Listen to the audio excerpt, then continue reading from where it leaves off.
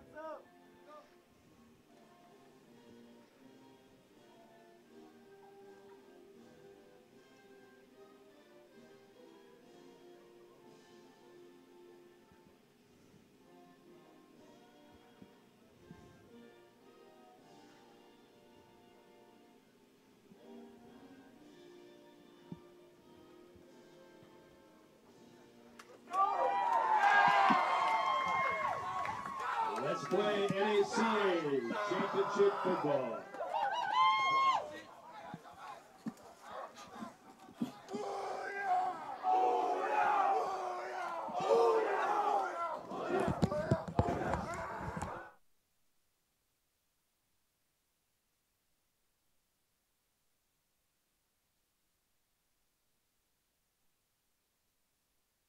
All right. Welcome to Fort Bluff Camp for another year of NACA National Championship Football. I'm joined with legendary Coach Keith Champion in the booth tonight. Well, it's good to be here with you, Elmer, and appreciate all that you do for NACA sports. And it's great to have you here on this beautiful night for our annual semifinal contest. Always love football time of year. Tonight we have a great matchup with Central Virginia and Clearwater. And it looks like we're going to be having Clearwater kicking off to the Central Virginia Disciples. Should be a great night. It's nice and cool, no breeze, and looking for some good football tonight, Elmer. Absolutely. We're about ready to kick off. We want to thank everybody for tuning in.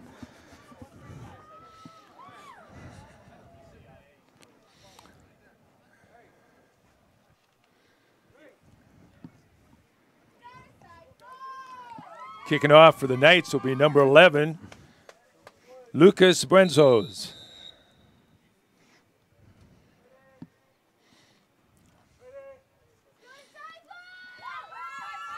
Start right off with an onside kick. And it's recovered on the 49-yard line by Central Virginia. That was number 5, Irvin Josiah. With the recovery, it'll be 1st and 10.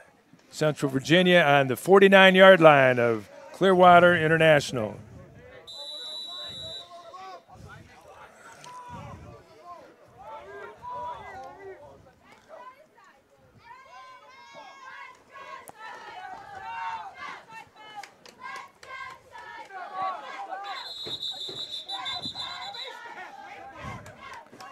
There's a direct snap to quarterback Irvin Josiah, who made a little progress and gained about 2 yards on the play. It'll be 2nd and 8.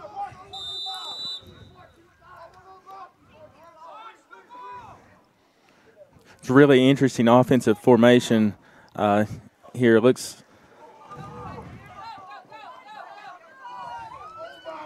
that was snuffed out pretty early, but it looks sort of like a kind of a shotgun wing tee variation.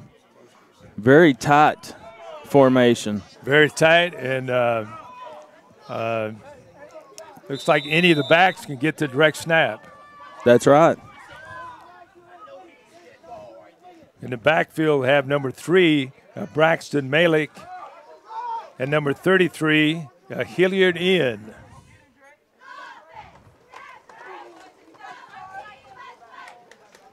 The snap goes to Irvin Josiah, and I believe he lost a yard on that one. The ball be spotted right about the 50-yard line.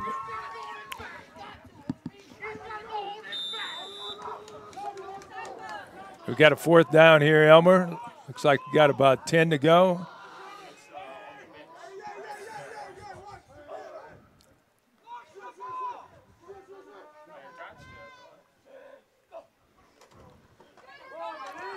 At number 3 going around the left end, and he's hit by a swarm of Clearwater Knight tacklers for a big loss.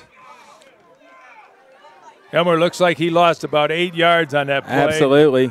Great penetration, great pursuit. It was big Austin Minall that really had the eye for that play, and he really shut it down in the backfield, and he had some help that came of late, but that was a huge play by Minall. And a big stop. So Clearwater takes over on the 45-yard line for Central Virginia. They get their first possession in Knights or Central Virginia Disciples territory.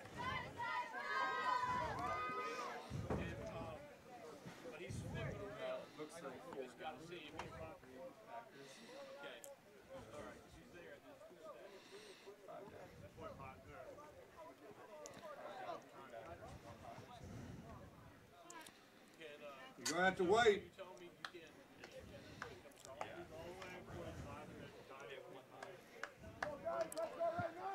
Looks like that offensive line has a little size for Clearwater there, Elmer.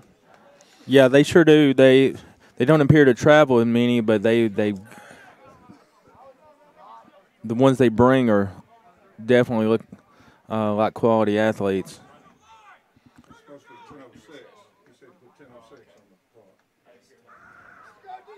We've got a little delay on the field right now. Not just sure what the problem is. We'll find out here in a second. Pass that along.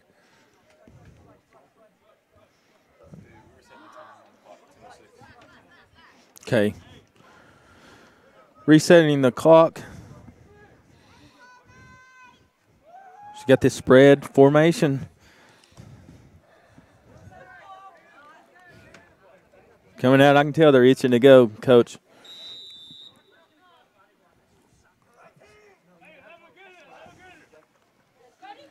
Got a pitch to number 11. Lucas Benzos going around the right side. Boy, nice gain. He's forced out of bounds.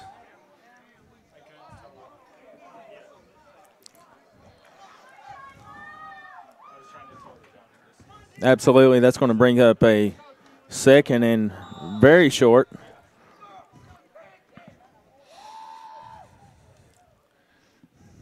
We've got a split way out here wide to the left. And again, we're looking at a shotgun formation, direct snap. Hand off to the left tailback. Number 2, Piero Giacomelli. And that was enough for a first down. They're moving the chains. It'll be 1st and 10 from Central Virginia 32-yard line.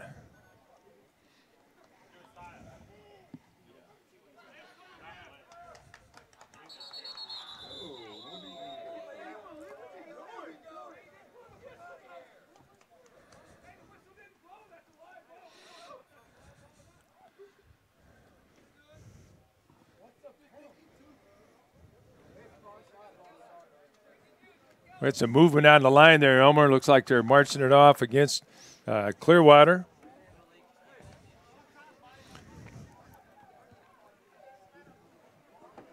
Moves it back to about the 37. It'll be 1st and 15.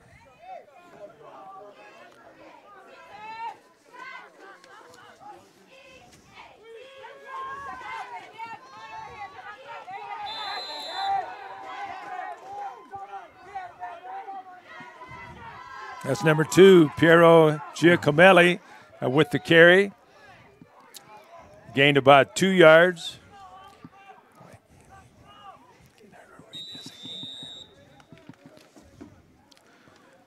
Coach, I can already tell you these two teams are looking to take that banner home, the national championship banner. They are here to play. They're here to play. They're excited.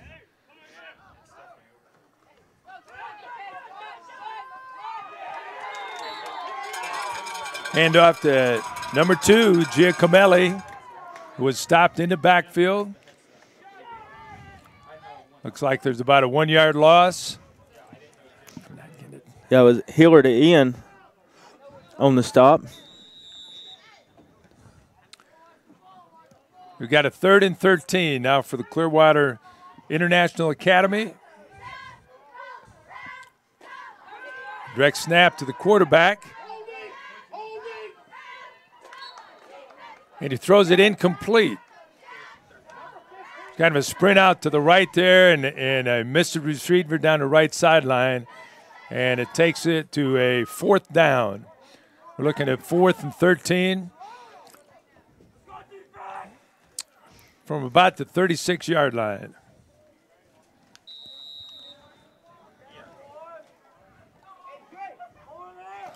Big 4th down, 4th and long. Looks like they're going for it, Coach. Got 3 receivers spread out. Shotgun start. Number 17, Stanzani, throws deep. And a pass is complete. A 35-yard pass. We'll get that guy's number there that made that reception. Number 11, Lucas Buenzos. It's going to be 1st down and goal to go. Clearwater Academy has the ball down at about the 3-yard line.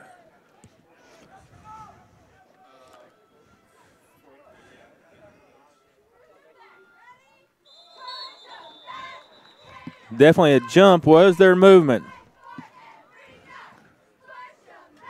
Moving along the defensive line there, Elmer. Looks like we're going to go half the distance to the goal.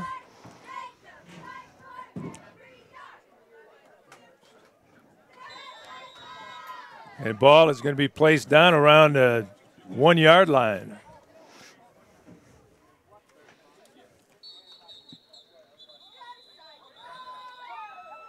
Well, that ball was snapped before the backfield was set, so we're going to have 5-yard penalty the opposite direction.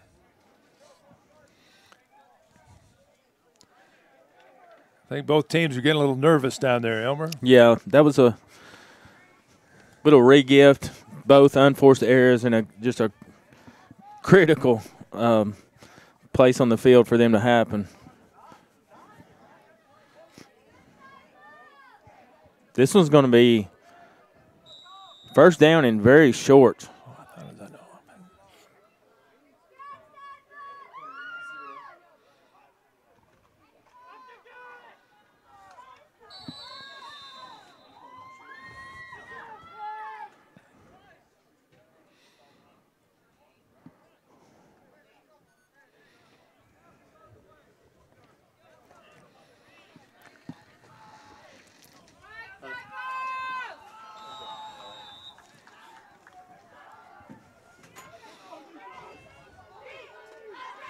Coach, that was just an amazing pass to get down inside the 5 here. That was. Hit him right in stride. And we've got a pitch around the left end. And number 2, we've got number 2, Piero Giacomelli in the end zone. So Clearwater Academy International scores first.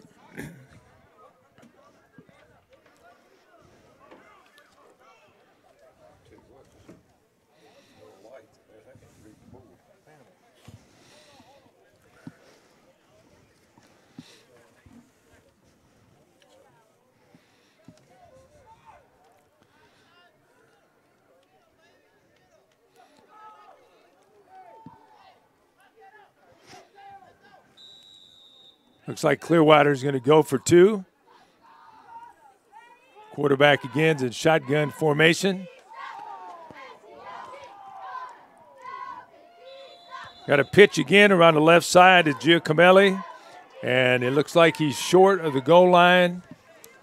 So Central Virginia holds down there, and the score is now Clearwater Academy International 6. Central Virginia Disciples, nothing. Coach, it looks like we've got a good one on our hands already. Sure does. You know, I've got to hand it to both these schools for getting together and putting the money and the time and the preparation into coming to the NACA football tournament.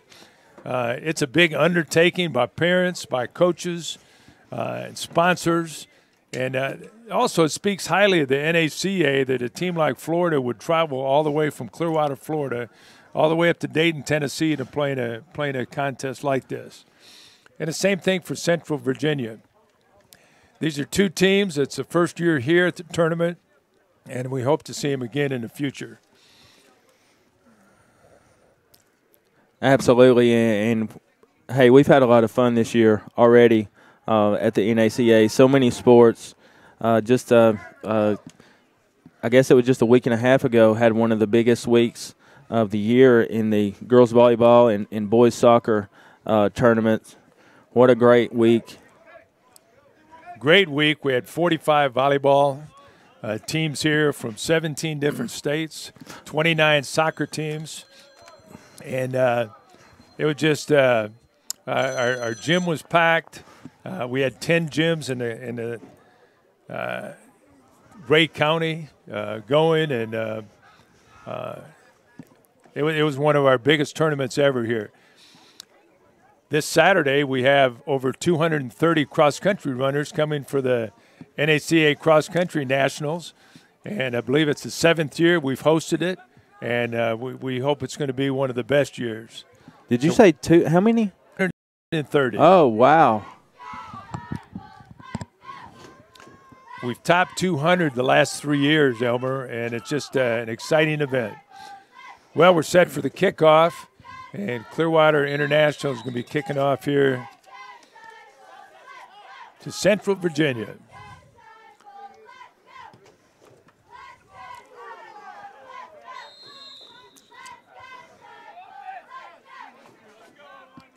Was that 15? Another short kick. Looked like it's another onside kick recovered by number 15, Reedy Cameron. And once again, Central Virginia Disciples are going to get the ball right around the 50-yard line. Actually, they're placing it at their own 48. It'll be 1st and 10 for the Disciples.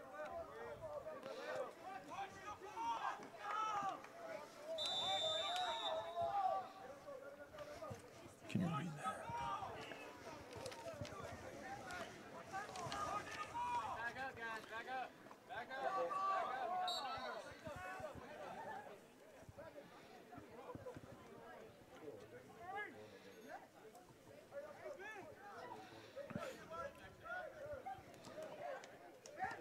Looks like that might have been a fumble snap, and the ball's placed back about the line of scrimmage. It'll be 2nd down and 10.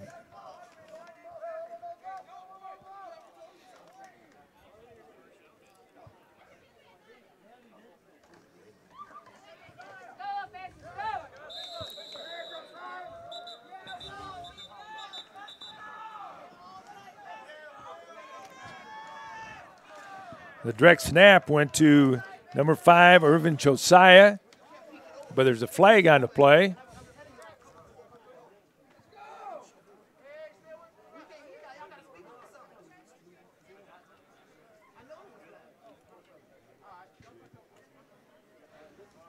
I don't know, Elmer, did they pick that This flag one's going to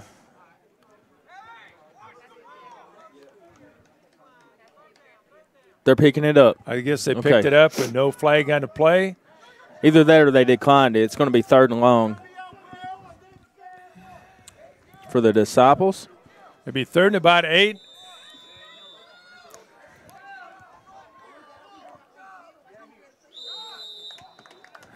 They're definitely going to draw the Knights offside this time. Should bring a fourth, a little bit more manageable. A little bit more manageable. Third down coming up. I do like this compact offense for the Disciples. It is, I'm not sure exactly what they call it. It's reminiscent to a shotgun wing tee with a 2 tight end formation. Well, some trickery there, and they hand it off to number 6. And he's gone. DeAndre, and he's gone for a touchdown, a 48-yard touchdown. Let's make that 45-yard touchdown around the left end. Absolutely. Beautiful run, beautiful blocking. There is a flag down on the play.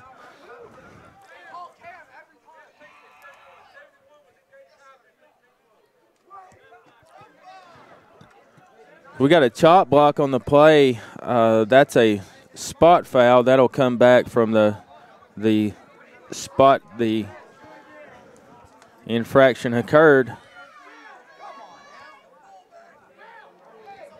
So that's absolutely got to be frustrating for this Disciples team and their coach to have had such a monster run. Wow. Was that a double handoff there, Elmer? I think so. It was definitely a misdirection.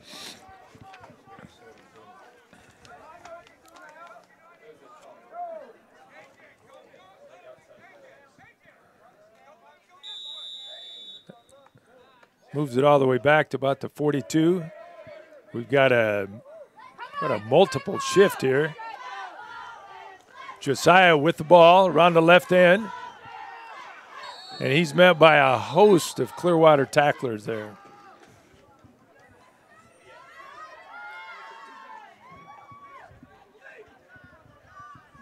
So it's a beautiful night for football up here on the Fort Bluff campus.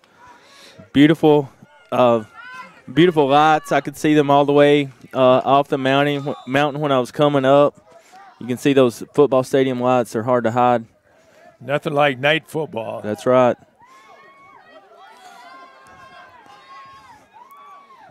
Big fourth down. Oh, we got a quick punt.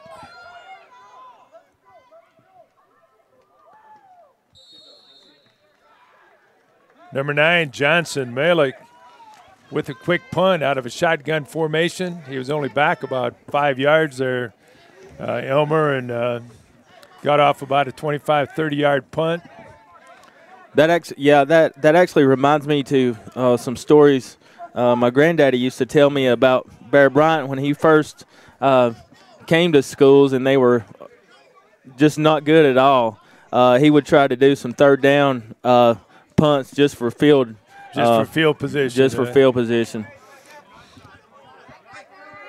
Well, a lot of things that Bear Bryant did over the years worked, didn't they, Elmer? They did. They did. One of his best decisions was recruiting Hoss Johnson that will be joining us later. The last recruit of Bear Bryant, I believe. Oh, we got a fumble. The ball is loose, and it's Disciples' ball. Number 17, Stanzani, handed it off to Buenzos.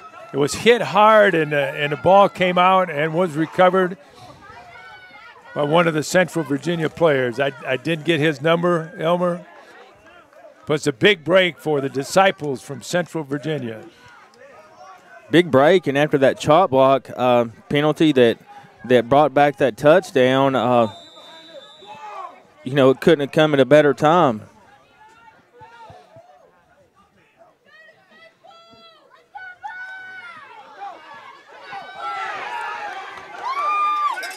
Number 5, Josiah, comes around the right end and has nice yardage and a good pickup and runs out of bounds. And it's a first down for Central Virginia. They move the chains all the way up to about the 23-yard line. Friends, I'm telling you, we've got a good game on our hands. And I like the way they line right up and they don't huddle. Running a no-huddle offense. Absolutely. They're trying to keep the Knights on their heels, and that was great blocking. Here we go, Josiah around the right end again. Oh, nice block. Right down near the goal line. A nice run by number 5, Irvin Josiah. Picked up great yardage on back-to-back carries. It's another first down for the Disciples of Central Virginia. Absolutely, and if my eyes are serving me correctly, it looks like it may be on the 1.5-yard line. I could be wrong.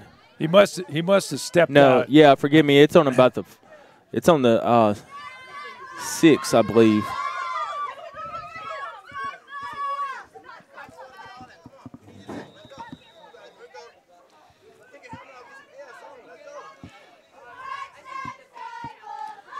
Here we go, Josiah again, and he is hit at the line of scrimmage. Yeah, he's going to be hit by big 99, Lamine Kawanda. And he really got wrapped up in a hurry. That was a big stop by Kawanda. It'll be second down and goal. Got a direct snap again to Irvin Josiah. Plowing through the right side.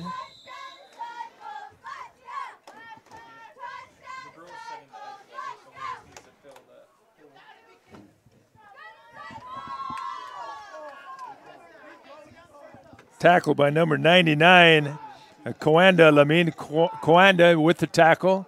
It brings up a third and goal. Kawanda's playing big down there by the goal line. He's big. He's big and he's playing big.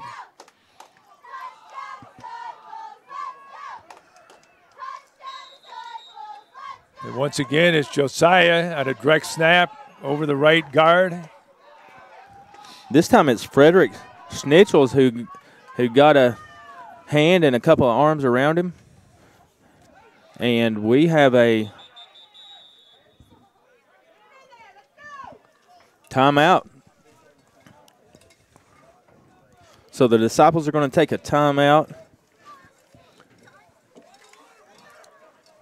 You know, a few minutes ago, Elmer, you mentioned Haas Johnson. He was Bear Bryant's last recruit ever at University of Alabama. And Haas played a little bit in the NFL. And I'm thrilled he's going to join us here in a little bit. You know, yeah, maybe he'll a little bit before halftime. Haas loves to do the play-by-play. And Haas now is the football head for Score International. And he travels all over the world putting on football clinics and helping foreign countries with their football. He's been to Israel numerous times, Turkey, Central America, Costa Rica, Panama. Yeah, the Dominican Republic is his recent. I know he's been there recently. That's one of his most recent trips. But, hey, I think he's even gone to China, I believe. He's got an in to go to China, I believe, for the second or third time. So. Wow. He just all over the world. But that's how Score International does, one of our big sponsors. They're amazing, using sports as a ministry, very similar to the NACA. And, you know, Coach, I always talk about it while the Disciples line up here on this big fourth down. Offsides, Clearwater, so it'll be half the distance. And now they're right down around the 1 yard line. Fourth and goal from the 1. I'm going to guess they're going to direct snap to Josiah again. No. They mixed it up and direct snap to number 9, Johnson Malik. And he goes into the end zone untouched. For the first score.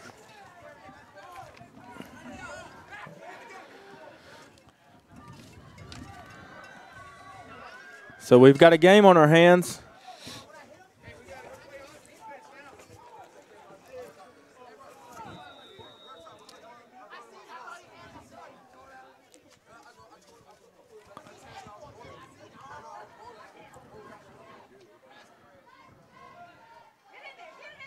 They're going for 2, and that's a surge. But the surge is reversed, and we're tied at 6. Right up the middle. Who was that? Was that Kawanda again with the stop? No, that was number 59, I think. Number 59, Sio Nofokagato.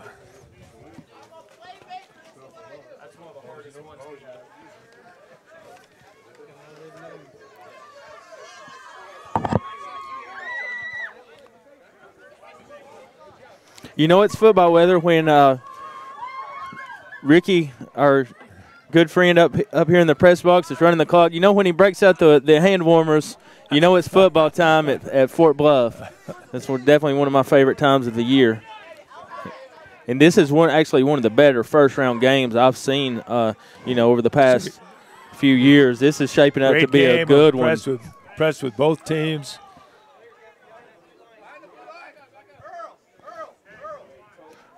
You know, we've got a great crew here that helps us put on all of these NACA events. And Ricky Sale here that's standing next to us doing the clock, he's a retired athletic director and high school football coach. And he comes up here for all of our athletic events and helps out in summer camps. And we appreciate Ricky and all of our other help so much here at the NACA. He's also a former Arkansas Razorback baseball player. That's right. Hey, Ricky went to Arkansas on a football and baseball scholarship. Is that right, Ricky? Wow.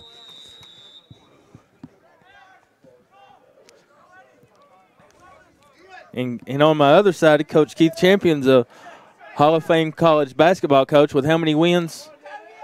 Oh, we had a few. He's too modest, folks, but he is a Hall of Fame college basketball coach, Coach Keith Champion. Got a little onside squib kick, and it's recovered by number 85, Cody Nichols for Clearwater. And so Clearwater will take over in their own territory, and the ball is going to be spotted at about the 46-yard line. So just a lot of onside kicks to start this, a little hyper-aggressive. I guess both teams like their defenses, and if they don't get it on the onside kick, they'll dig in on defense. Absolutely. These Knights struck fast on their last drive. Big pass play, and the quarterback did pay as he let the ball go. But, boy, what a beautiful catch, and almost scored, and they ended up finishing the drive, of course, with a touchdown. And the ball is actually spotted on about the 48-yard line of Central Virginia.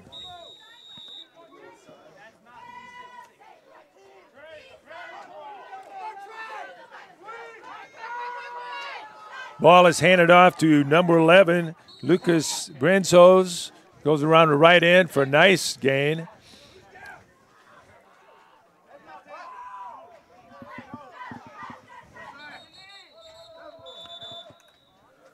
Looks like we've got someone down on the field there, Elmer. They've stopped the clock. I think someone just got shaken up there a little bit.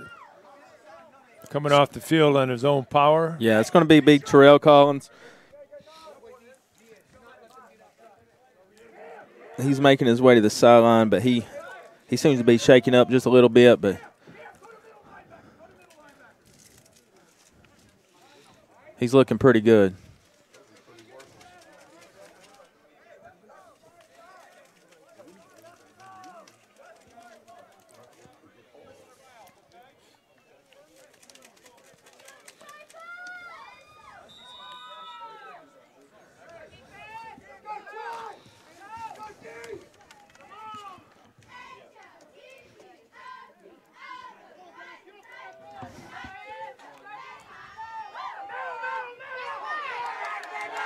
Got a quarterback keeper by number 17, Lucas Stanzani.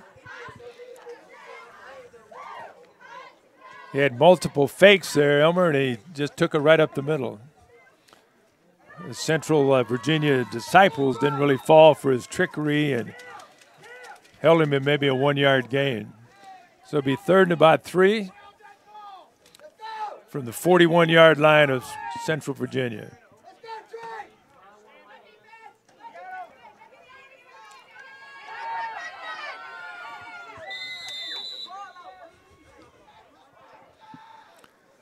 The ball carrier is number 24,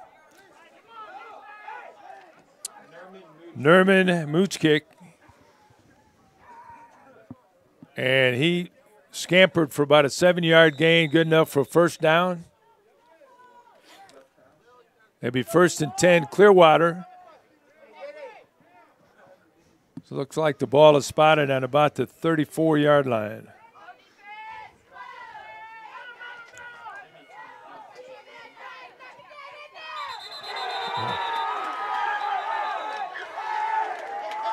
Handoff to number 2, Piero Giacomelli, and he was tackled by number 3, Braxton Malik.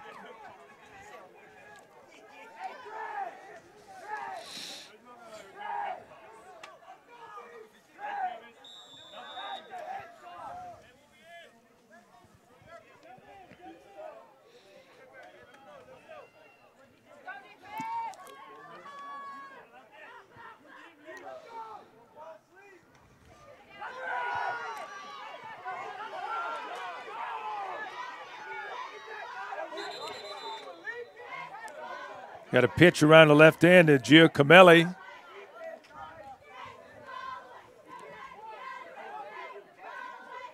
He gains about 3 yards. It'll be 3rd down and about 4. So they're really spreading that field out with those receivers. But the last 2 plays have been essentially between the tackles, but they still have a really manageable 3rd down here in that 3rd and 4. I expect to see Central Virginia to stiffen up their defense here.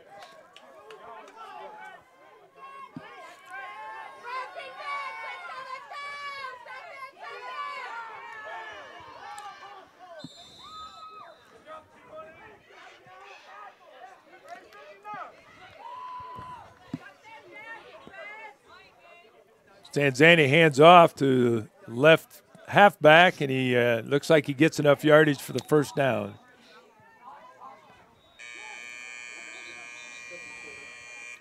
It's going to be Knight's ball inside the Disciples 20 at the close of the 1st quarter.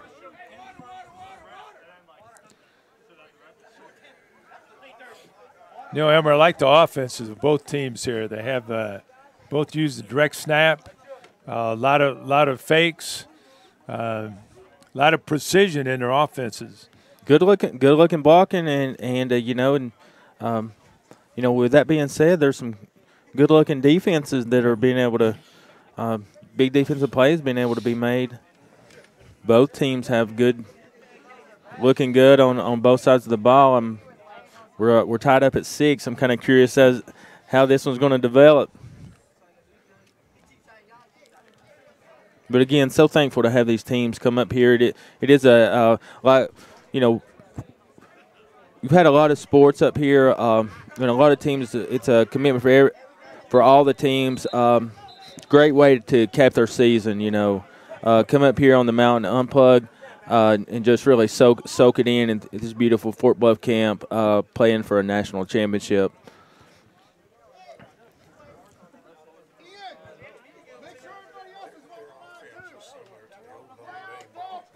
Is that what that is?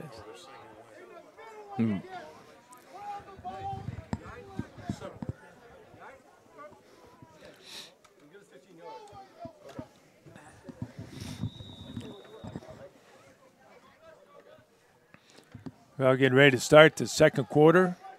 And we got 1st and 10, Clearwater. We've got a pass play, incomplete. That's good sportsmanship there. Number 9 who broke that play up and hit number 11, Buenzos, hit him with a pretty good lick and then reached down and helped him up. I really like to see that, Elmer. We've seen good sportsmanship here today as we've watched these 2 semifinal games.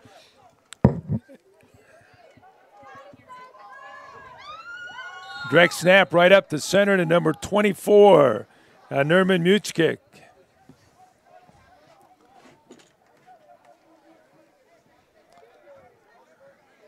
Boy, nice gain. He takes it all the way down about the 5-yard line where it's going to be 1st and goal.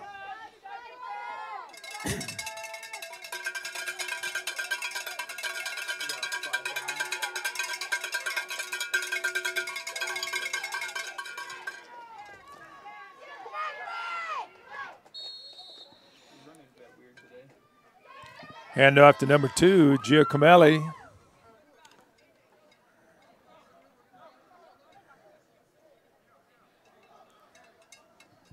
He gains about 2, and it's first and goal from about the 3. You know, it's really remarkable. These two teams come from entirely two different places in the country, and can be so evenly matched with so many classifications and divisions in high school football.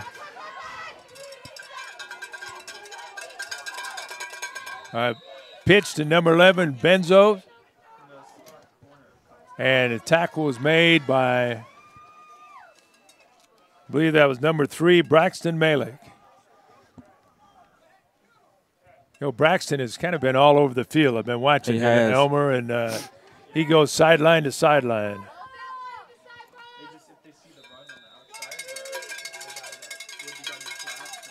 He really, with some of his teammates, really strung that play out and really limited. Well, they lost a couple yards on the play.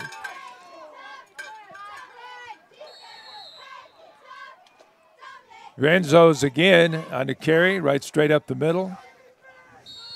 And that's some hard-fought yards. Those are hard-fought. He gained about 3 on that, taking it down about maybe down about a yard and a half away. Yeah, he lowered his head and just.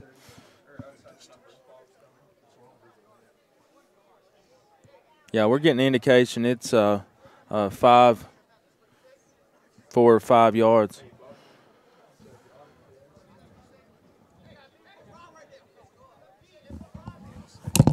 What am I looking at? I think it's further than that. I think it's more like 3 or 4 yards. I guess I'm looking at that.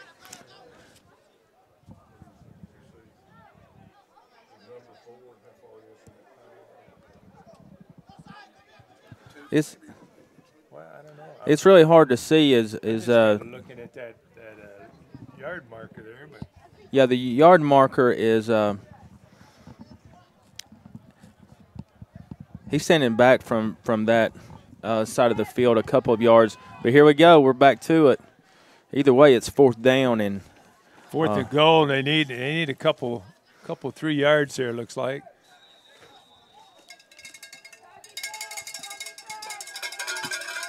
Let's see what they come up with on this 4th down play. We got a direct snap, and looks like the whistle blew before the snap.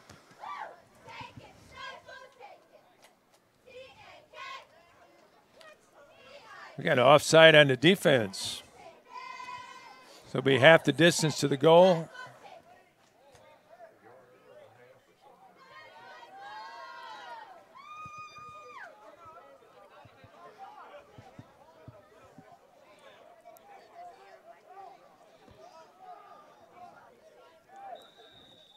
it's really hard to say as the marker doesn't appear to be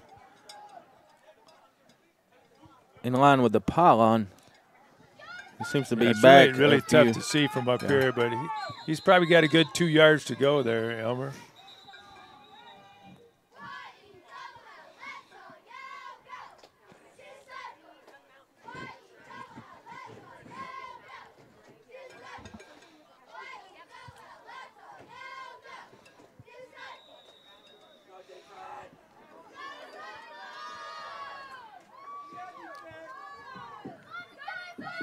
Got a man in motion.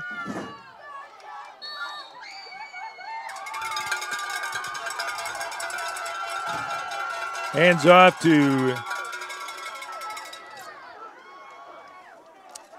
well, I didn't get the number of that guy. I think it was number 11, Benzos. And Central Virginia put up a great goal line stand there. Huge goal line stand for the Disciples.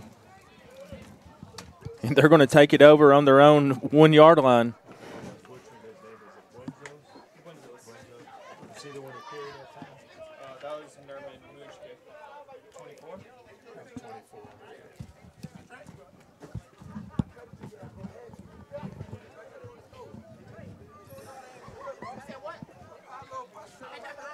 So they've got a lot of real estate in front of them. Oh. That's how they're rewarded with a monster stop, but they kept those points off the board. Let's see what they can do here. Direct snap to number 9. And he gets him out of the shadows of the goal line there in the goalpost. Nice run up the middle. Yeah, he's definitely going to give him some breathing room. That was a nice run by number 9, Johnson Malik.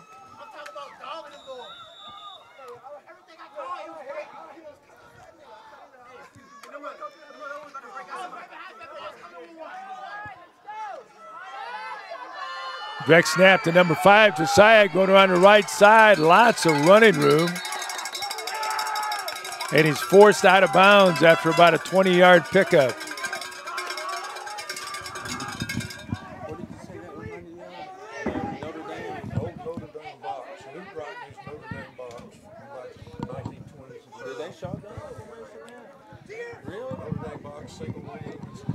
Okay. All right, I just got some wisdom dropped my way. This Disciples offense is very similar to Notre Dame's box that Newt Rockney used to run, according to Ricky Sales, and I believe that. I think Ricky played back in the Newt Rockney days, don't you think?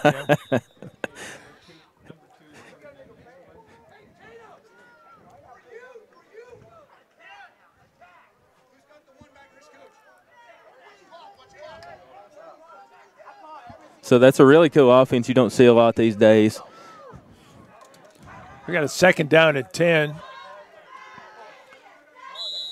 Looks like we're at about the 30-yard line. And we got a timeout, Disciples. Ricky played in an era, Elmer, where he had a lot of great coaches there at University of Arkansas. I've enjoyed sitting around the dinner table with Ricky talking about his head coach, Frank Broyles, was his head coach, and assistant coaches that Ricky had at the University of Arkansas, Barry Switzer, Johnny Majors, Wow. Doug Dickey, and all those went on to Division I college head coaching big-time career. coaches, absolutely. And they were young assistant coaches when Ricky played. And so I've enjoyed listening to Ricky talk about those different coaches. What an experience to be around those guys. It's really cool. You know something. A group has a winning chemistry combination, and where you see a team of coaches essentially, and they go on to be their own, be head coaches themselves. We've seen that a lot with a lot of Saban's assistant coaches, but I never knew Switzer and Majors. Oh, we got a direct snap, fumble, and recovered by Central Virginia. A direct snap came back to Braxton Malik, who fumbled it a little bit and then recovered his own fumble. That cost him about 6 yards and maybe 7. It's going to be 3rd and 17.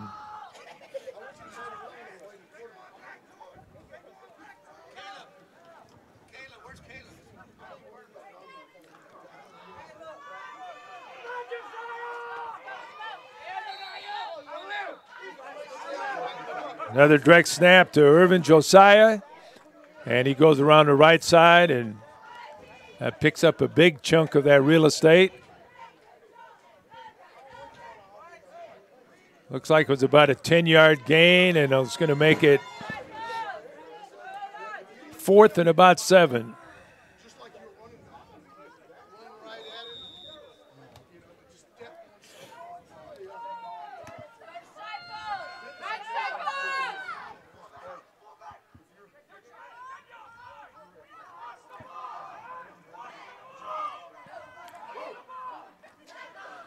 Josiah again around the right end. The flag comes in. He doesn't get to the first down marker, but he does pick up a good 5 yards.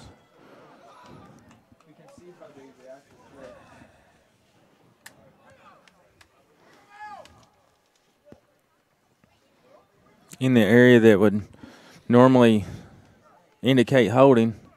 Let's see for an official. And you're right, Elmer. Holding penalty, and it was declined. Yeah, that's going to be first down Knots well into Disciples territory at the 33. So a short field for the Knots once again. Let's see if Clearwater International can take advantage of this great field position. And once again, they spread their offense out. Got a slot and a wide receiver way out to the right side. Going man in motion, direct snap. Right up the middle to number 2, Giacomelli.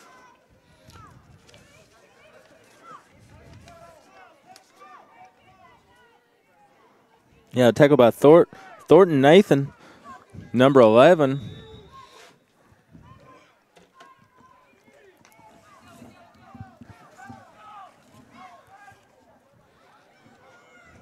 So a nice 5-yard pickup for the Knots. Yeah.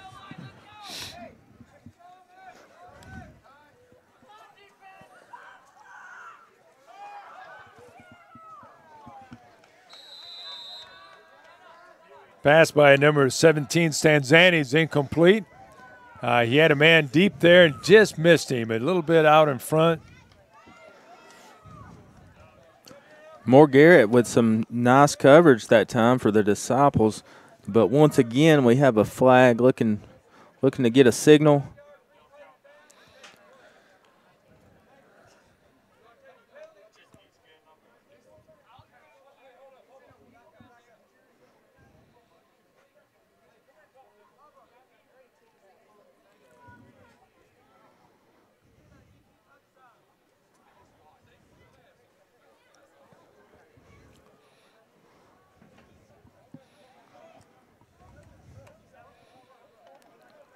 Well, they're going to march off about 5 yards against Clearwater.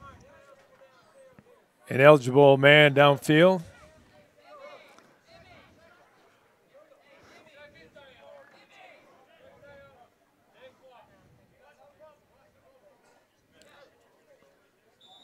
Second and 10 for the Knots.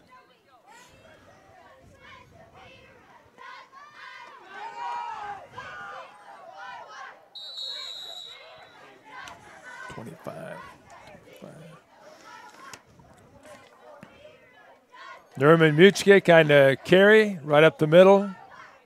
It's going to be Moore Garrett with the stop.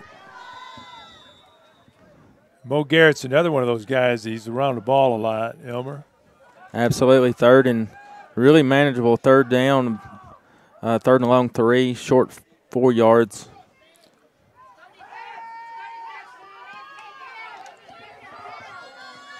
Oh, nice sprint out pass and a great catch.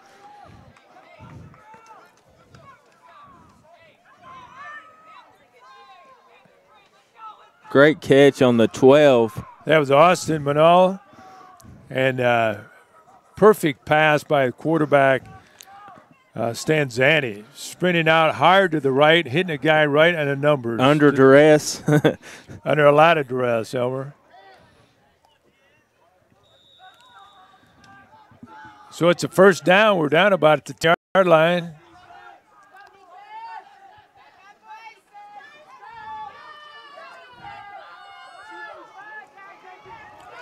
Change of direction. Number 2, Giacomelli, trying to go around that left side and got turned back to the inside.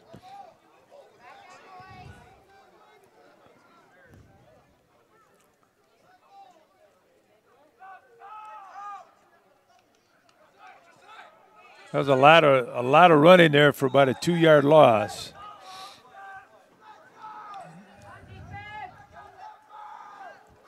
Not staying in this pistol formation. Fakes the sweep.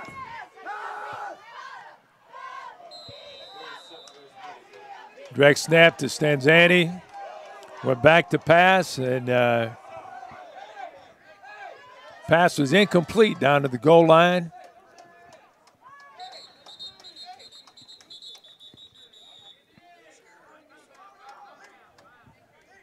We got timeout on the field by the officials for, looks like a player was shaken up a little bit.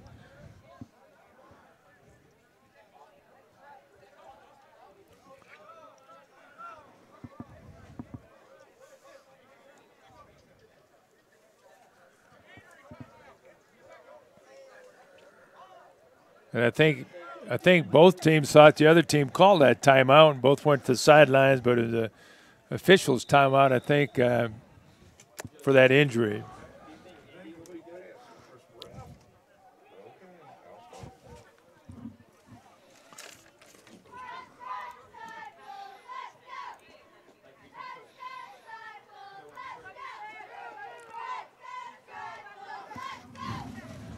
That's number 24, Nermin Mujkic, right up the middle.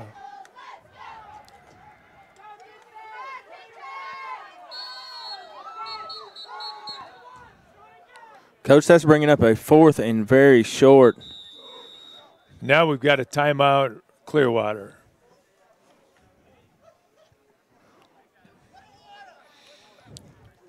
Fourth and 2 coming up.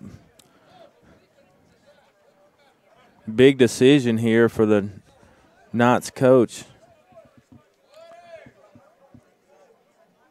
You know, Elmer, one nice thing about the NACA is teams that have played other teams in their state, in their conferences during the regular season, get to travel to the NACA and play teams from other states. Absolutely. A week and a half ago in our soccer volleyball championships, we had 17 states represented, and we had teams from Florida playing teams from North Carolina, and teams from South Carolina playing teams from Ohio, and that's just a great experience for the young people and our young athletes that come out on the field.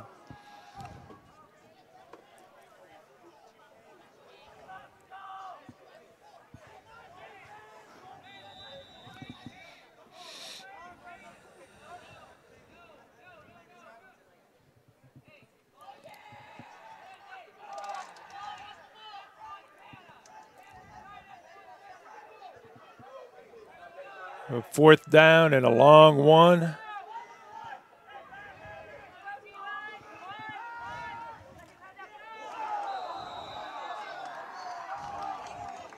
Great pass, great catch, touchdown, Clearwater International.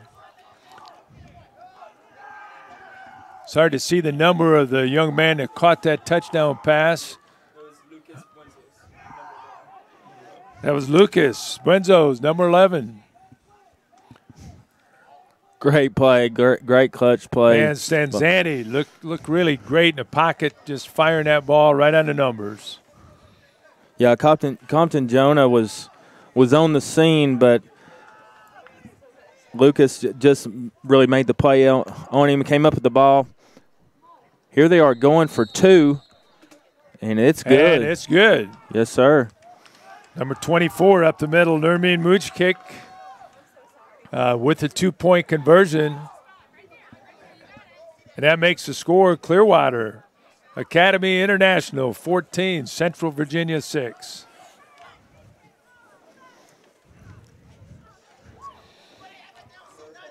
We're going to take a break and be right back.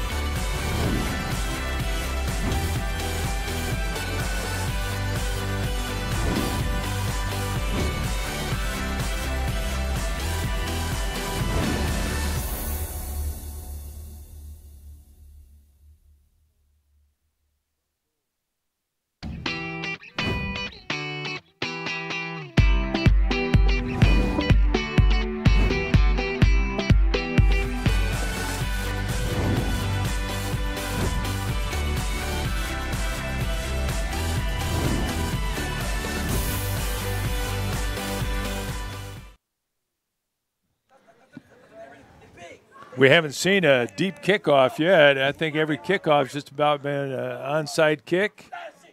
And there we go again. We go another one, and this one's up for grabs. No celebration usually indicates it was unsuccessful. And a Central Virginia player comes up with the ball. It looks like it was Josiah there. The quarterback fielded that.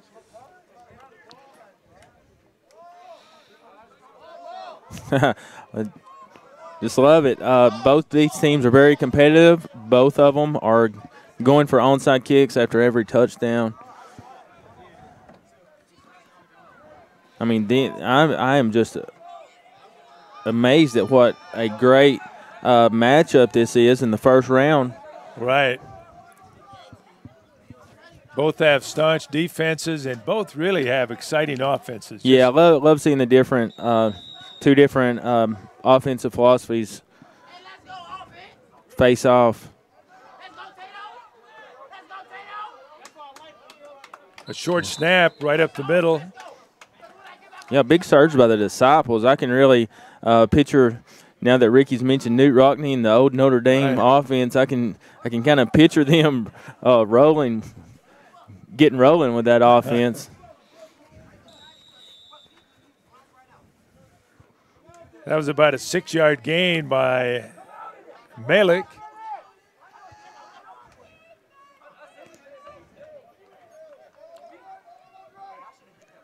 I know spread offenses are the definitely in fashion, but I love to see some good 2 or 3 blockers coming around the end out front. That was Josiah with the carry. He picked up a couple, and it's going to be 3rd and about 3.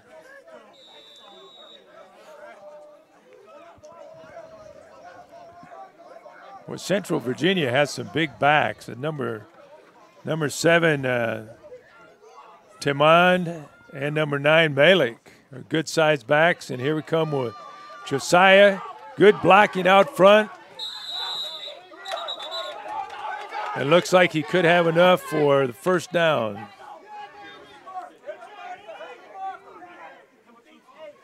And they are. They're moving the chains.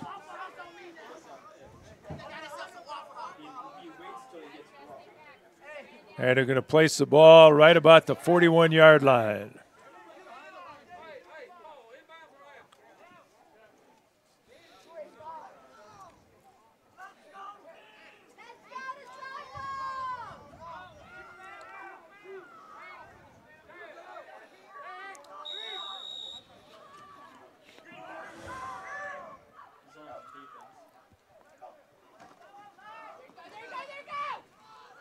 That's Johnson Malik straight ahead with the carry.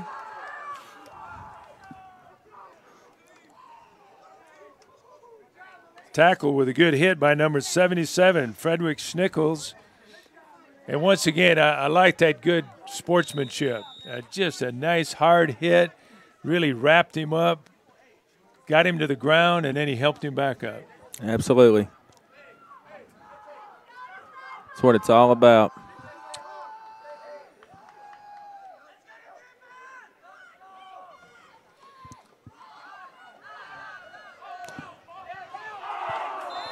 Oh.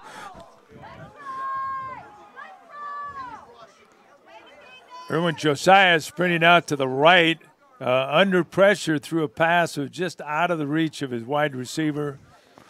More Garrett diving for the ball. Is that Reedy? Huh? Is that Reedy? Who? He's with the dark.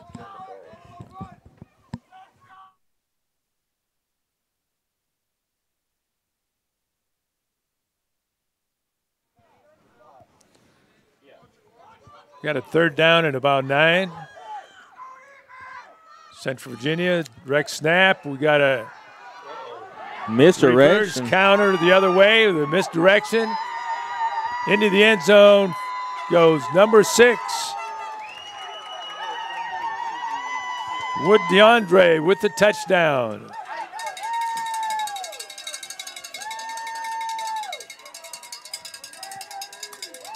That was about a 40-yard misdirection play. Faked the handoff to Malik, coming to the left, and then giving it back to number 6, Wood DeAndre. Great play. Faked off the cameraman.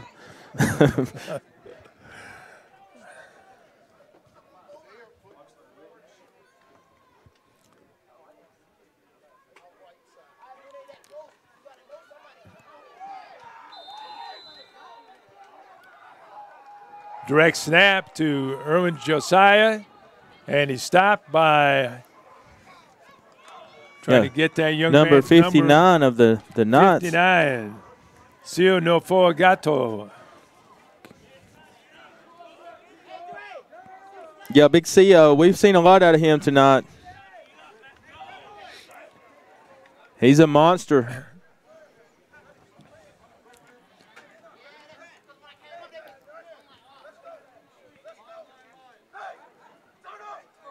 I'll tell you, this is a great game. 2 evenly matched teams.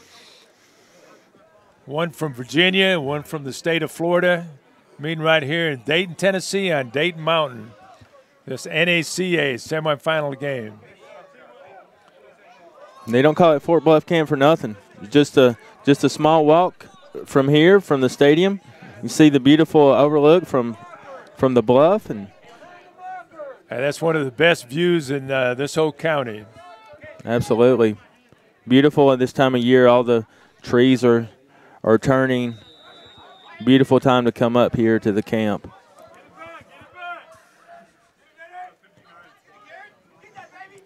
Another onside kick. Onside kick. Looks like this one they recover. Little ricochet. Ricochets off the Knots, and the Disciples are going to recover. Number 34, Clark Jason with the recovery. That was a great onside kick. He topped it, and it came up on a short hop off a Clearwater player right into the arms of Jason Clark. Beautiful onside kick. I guess practice makes perfect, and he's getting pretty good. Pretty good at that one. Yeah.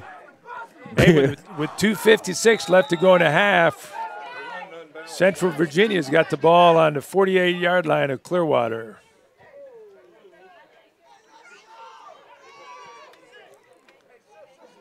Yeah, we got to unbalance the line. Maley through the line. Oh! He's still on his feet, still running, still pushing. And that's some football right there, Coach. Boy, they couldn't bring him down. Johnson Malik. Johnson Malik with the carry, and it took about 6 Clearwater defenders to bring him down.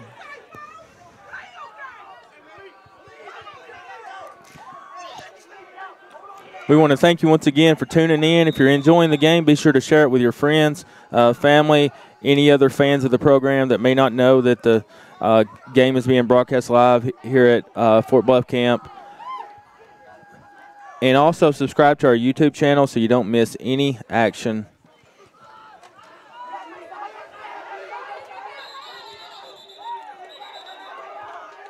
That's number 3, Braxton Malik with a carry, a sweep around the left end.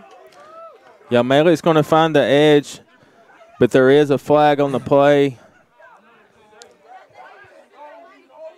Looks like a holding call. Going to bring it back.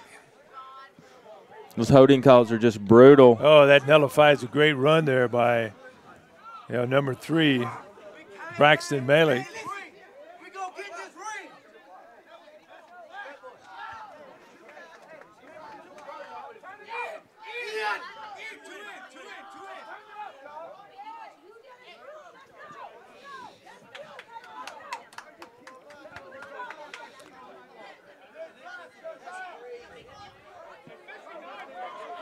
First and very long.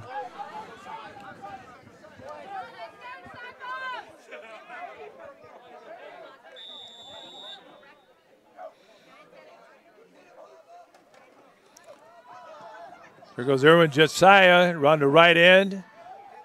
And the Clearwater defense did a great job of stringing that out to the sideline.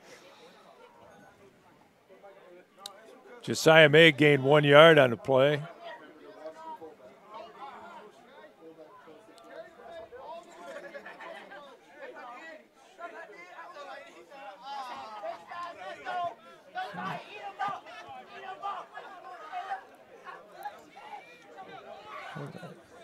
The flag.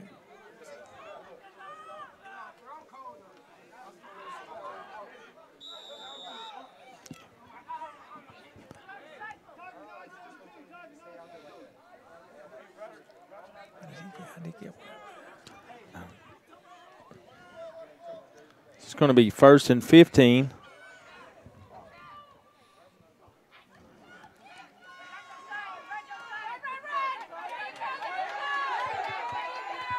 And Erwin Josiah is a tough runner. He took it right up the middle behind some good blocking.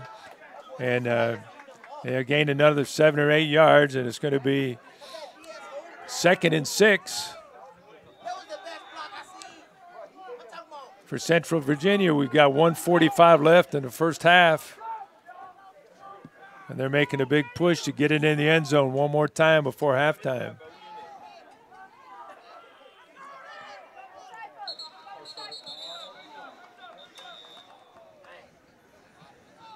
Flag on the play. It's false start versus against Central Virginia. Like you said earlier, Elmer, those flags and penalties are killers.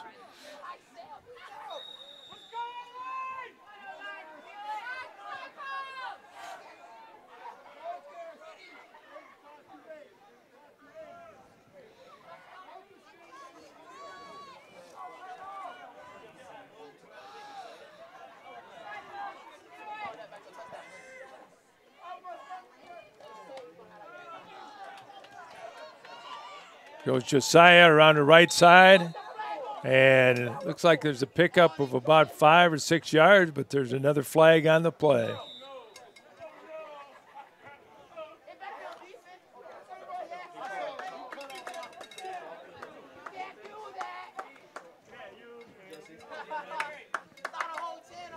It's going to be a chop.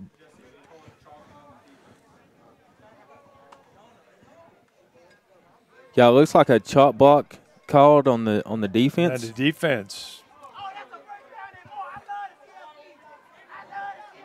It's really hard to see that. Maybe he took out one of the blockers below the knees. Yeah, my understanding is as long as they're moving, if they're in motion as far as running, no chop blocks if they're right in front of you on the line. Here goes Josiah again on a 1st and 10 around the left end. He's got the corner. He's going to get down to what looks like just inside the 4-yard line. What a huge run by Josiah. It's going to be another 1st down. He's been kind of leading this offense for the Disciples.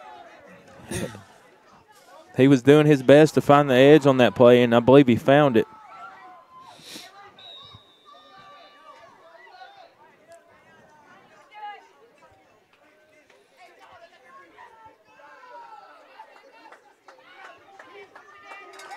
Johnson Malik with the carry.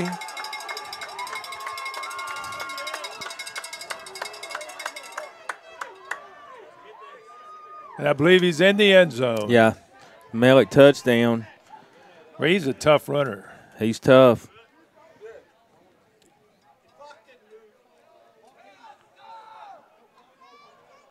That Central Virginia offense, they've got a lot of deception in the backfield. They've got size. They've got quickness.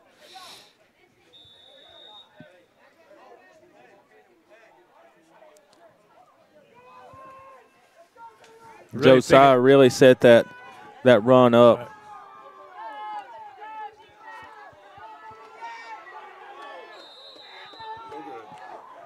The 2-point conversion attempt is no good. And That makes the score 53 seconds before halftime. Central Virginia Disciples 18, Clearwater Knights 14.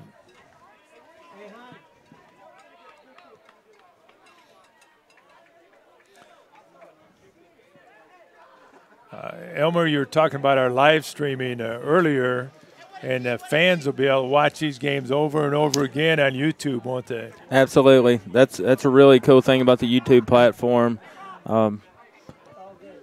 Really pleased with they're really pleased with the platform for live streaming, and that's really the icing on the cake. Easily searchable games. These players can easily go back and watch them, check them out, even 3, 4, and 10. Who knows how many years down the road they can go back and watch their old game. So it's really a cool platform. 30 minutes after the game this afternoon, I went back to my office and watched that game. It's already on YouTube, already up, and that's just an exciting feature of the NACA tournament is the live streaming that we get from Elmer Harris, and we appreciate all the work you do for us, Elmer. Oh, absolutely. We have a great, it's just a great team up here at NACA, and it's just always an honor to be able to come up here and enjoy some of these games. Well, are we going to see another onside kick here?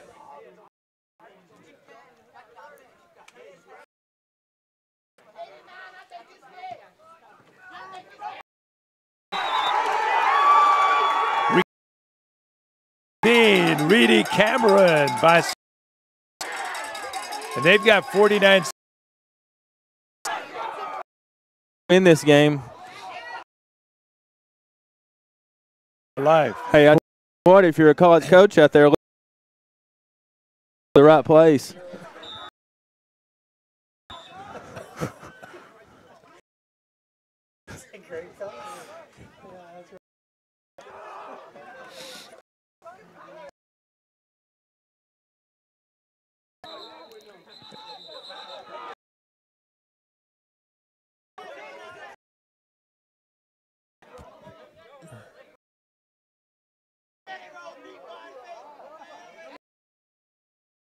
And the Disciples have an opportunity.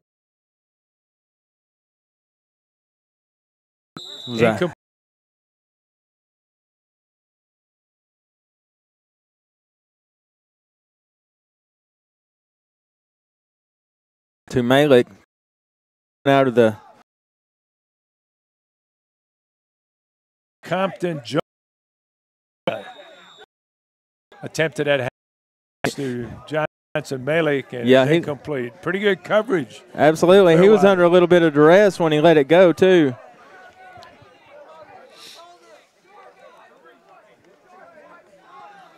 So now there's 13 seconds left in the half. Here come the Disciples. Notre Dame box offense.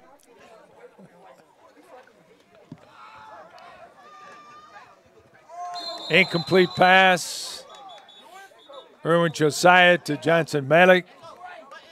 That was great coverage. In the area was number 99, Lamine Kwanda, and number 87, Habakkuk Baldonado for the Clearwater Knights. Great coverage. That didn't surprise them at all.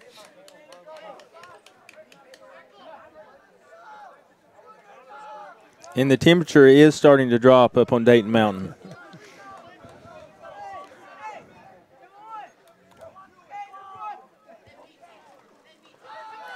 Here goes Josiah, and he's smelled out.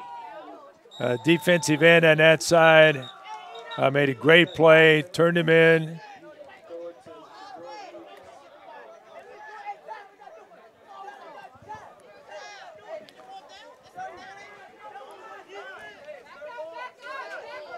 That was number 87, I believe, Baldonado with the stop.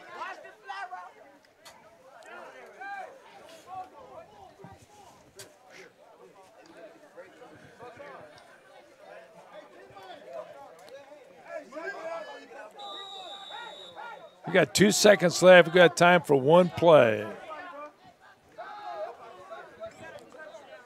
We got first down Clearwater on the 47-yard line of Central Virginia.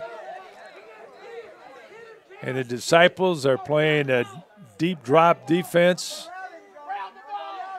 expecting a long pass. There it is. It's incomplete, and that's the end of the first half. The score here at the NACA semifinal at halftime, it's Central Virginia 18, Clearwater Academy International 14. You know, both these schools, Elmer, are representing their parents and their home schools very well. It's just such an evenly matched game. One of the best ones we've seen here in the last couple of years. Absolutely, and for a lot of these players, the senior athletes, with this being the championship run at the end of the season here at NACA, being seniors, it's going to be the last time they're going to put on shoulder pads and helmet and shoulder pads, and you know it's you can really see those emotions come out as this tournament develops, and some of these kids have been playing since they were probably 5 years old or younger. You can tell both of these teams have great senior leadership. Right. And tonight at our chapel service, Dave was saying the good sportsmanship he saw this afternoon in our games, and we've seen that here again tonight. Both teams helping people they've tackled and put on the ground, helping them back up, and that's the sportsmanship we like to see here at the NACA. So with that, for 18-14 lead for the Disciples, we're going to take a break, show some love to some of our great sponsors here at the camp, here at NACA, and we'll be right back soon with the second half.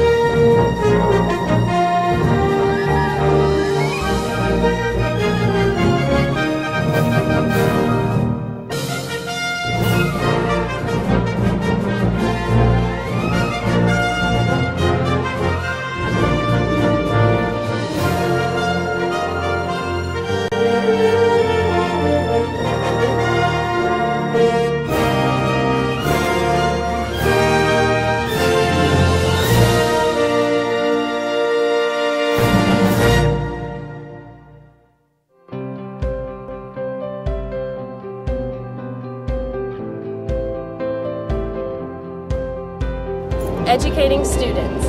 Educating students. To become servants of Christ. Servants of Christ. Para llegar a ser servidores de Cristo. To make a difference in today's world. Faire une différence dans le monde d'aujourd'hui. Einen Unterschied in der heutigen Welt zu machen. Fazer uma diferença no mundo de hoje. تغيير الدنيا دايروزا. Мы можем изменить сегодняшний мир.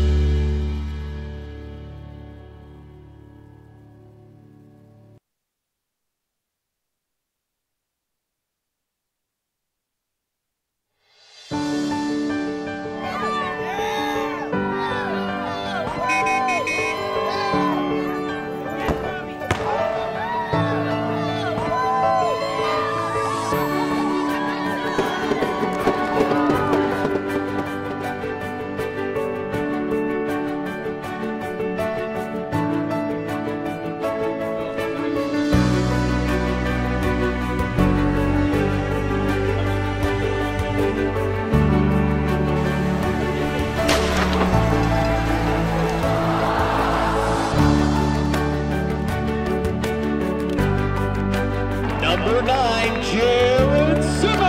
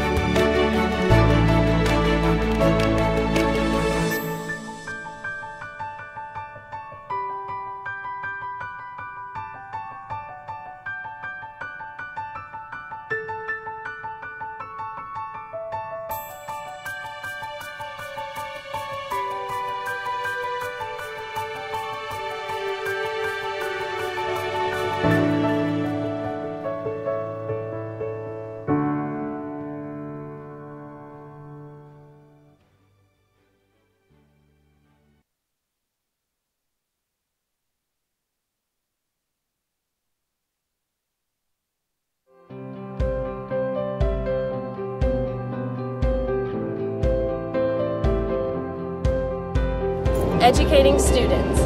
Educating students. To become servants of Christ. Servants of Christ. Para llegar a ser servidores de Cristo. To make a difference in today's world. faire une différence dans le monde d'aujourd'hui. Einen Unterschied in der heutigen Welt zu machen. Fazer uma diferença no mundo de hoje. تغییر بدید دنیا را در این روزا. Мы можем изменить сегодняшний мир.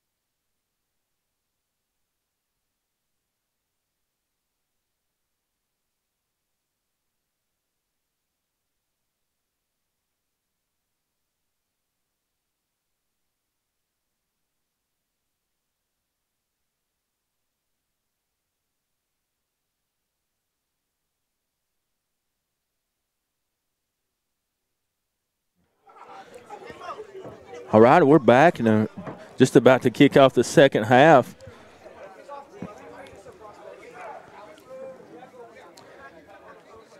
We've said time and time again this first half, Elmer, what an evenly matched game this is, and I believe that's the way it's going to go the second half.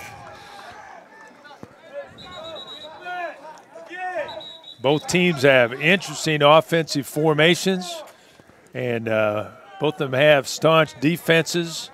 A lot of good hard hitting, and like we said before, just a lot of great sportsmanship shown during the course of this game. Yeah, very cool matchup. Both of these teams won it. They won a championship. They're looking to take one home, and it's just going to really come down to who wants it the most.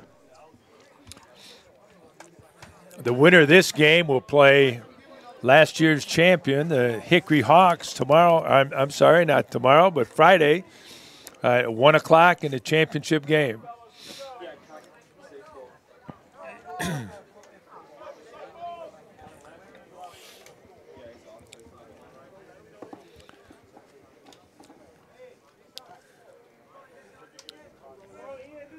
We've seen a series of onside kicks by both teams. The last two kickoffs by Central Virginia have been recovered by them. So here we go again to start the second half. Central Virginia Disciples kicking off to Clearwater. There's the onside kick. And for the third time in a row, Central Virginia. You got to be kidding. Onside kick.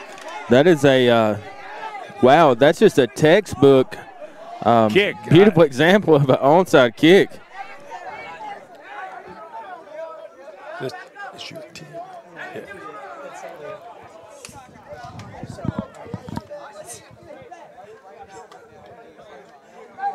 That ball skipped and hopped right up in the arms of one of the Disciples players, and they've got the ball 1st and 10 on a 47-yard line of Clearwater. Here goes Erwin Josiah again around the right end, and he gets brought down over on the sideline there for about a 3-yard gain.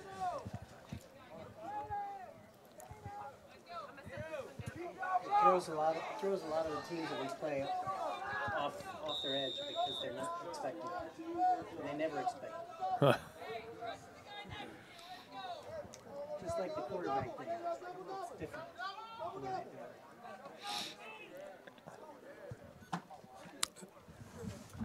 it. 2nd and 8 for Central Virginia. Here goes Josiah trying to follow his blockers around the left end. He's brought down by number 56. And that is Hudson Regenberg for Clearwater.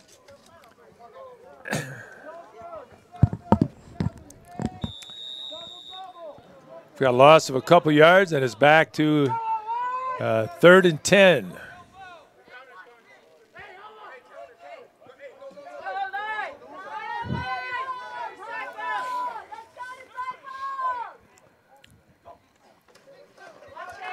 Got another misdirection. Nice play, number 6. With the ball is Wood DeAndre.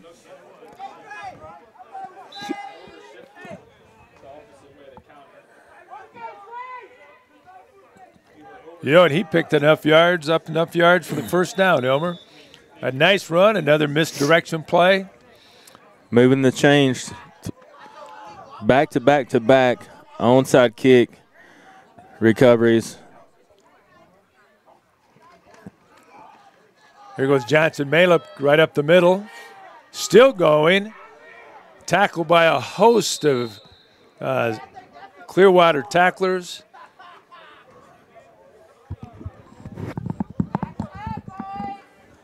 Being helped up from the ground.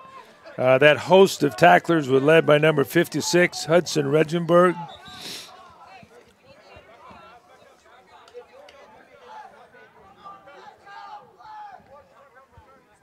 And it's close to the first down marker. He got about 9.5 yards on that.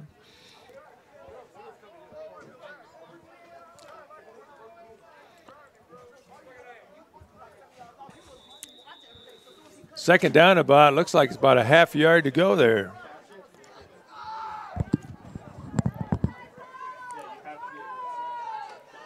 Here goes Josiah cutting up.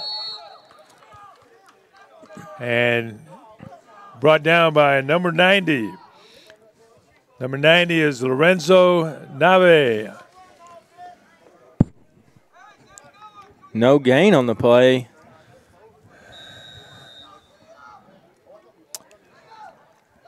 Going to bring up a 3rd down now and very short inside a yard.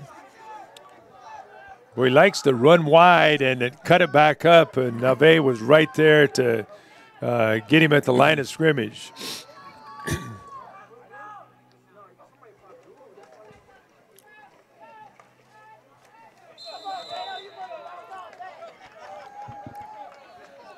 Number 7 with a direct snap is Providence Tamon Providence Timon with the carry, and that's going to move the chains once again. It'll be first and 10 for Central Virginia.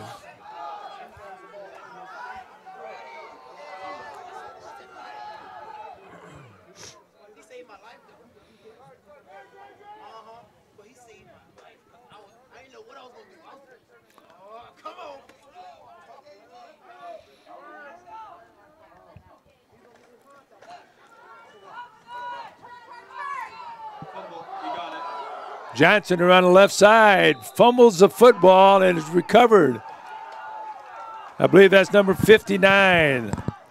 Yeah, Johnson found the edge, but he was met at the corner and he coughed it up. That was Sio Nafogagato with the recovery. Big Sio on the scene once again.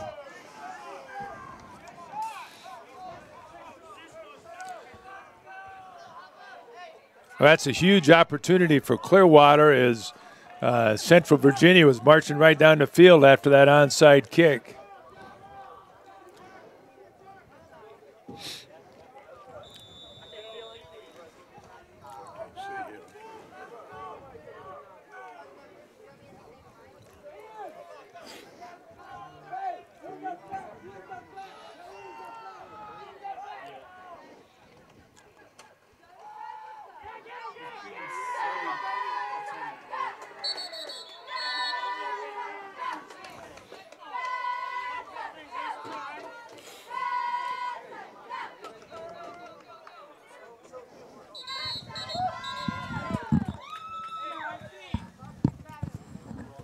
We've got a player shaking up on the field. Number 11 for the Disciples. Thornton Nathan shaking up on the play. And that was Giacomelli with the carry. He got met by a host of Central Virginia disciples, and it was about a yard loss on the play.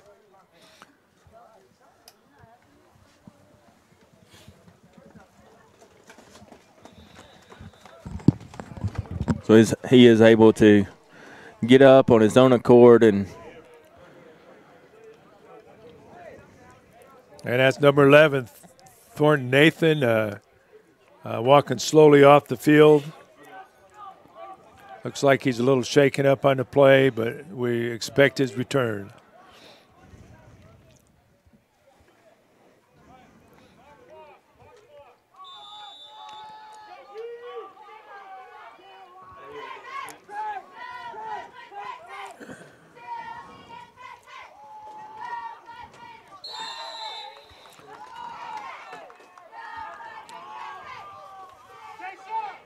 Straight handoff up the middle to Nermin Mushkik with the carry.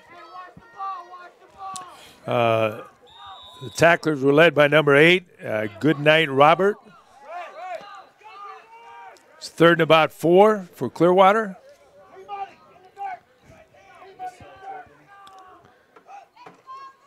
Direct snap to the quarterback and a pitch around the left end.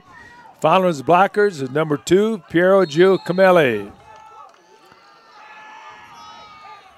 And he's got enough yardage for the first down.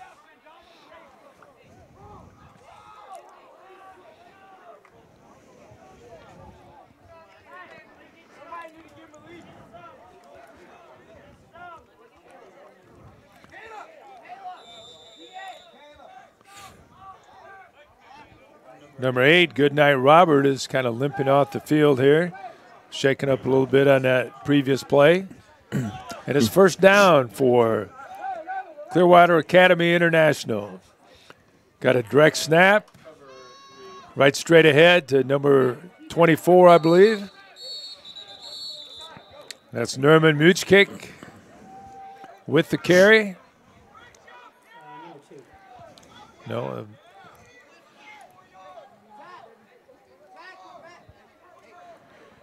You know, Coach, we're starting to see several get shaken up a little bit after some hits. You know, when that temperature drops up here on the mountain, that field gets really hard, and that cold just makes it hurt that much more. It just stings that much more. You're exactly right. Well, long pass play to number 11. He was triple covered. Lucas Buensos, triple coverage, and I believe they called interference on that. There's a flag down. Right near where the pass came down. It looked like been a little push in there, Elmer.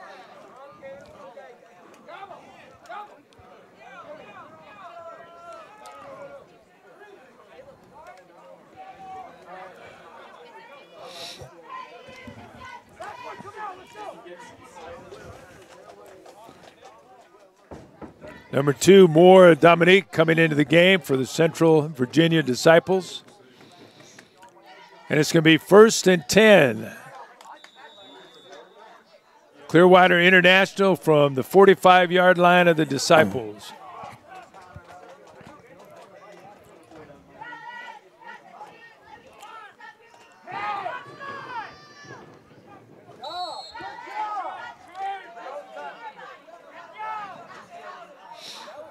Austin Manal with a carry. A pitch from quarterback Stanzani. Around the left end for a gain of about 1 yard. Be 2nd and 9. Clearwater split far out to the right. With the slot and a wide receiver out to the left. Looking for a direct snap to Stanzani.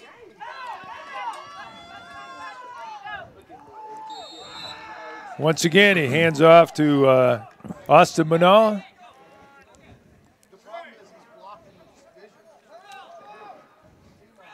He gains about 6 yards. Where it'll be 3rd and about 8, 3rd and about 2.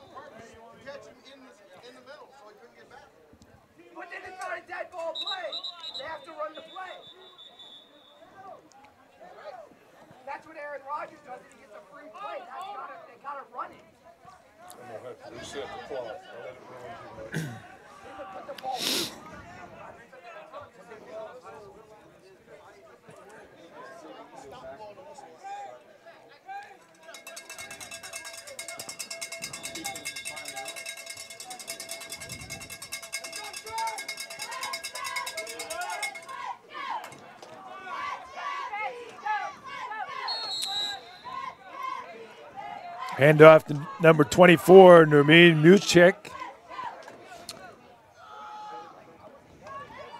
Pickup of about 4 yards. It'll be 2nd and 6. They are keeping the tempo up, a little bit faster pace. Offense getting back up to the line of scrimmage.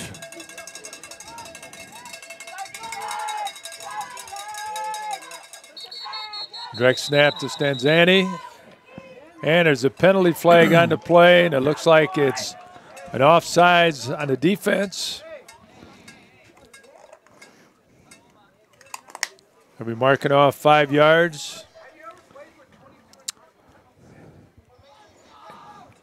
And now it'll be a 2nd and 2 for the Clearwater Knights.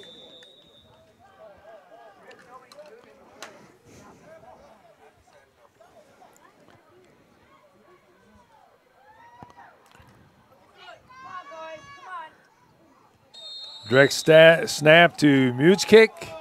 Looks like he's got enough yardage for the 1st down. And the chains are going to be moving down inside the 20-yard line. So we're definitely seeing a couple of contrasting offensive schemes here, but both teams are doing that Looky here, looky here. Oh. Just walked into the press box. The long-awaited Hoss Johnson.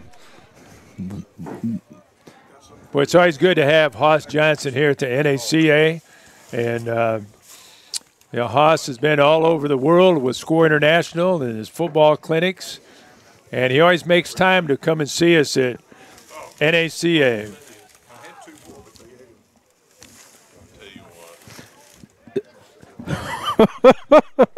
Excuse me. We just got busted for eating 2 of Hoss's peanut butter and jelly sandwiches.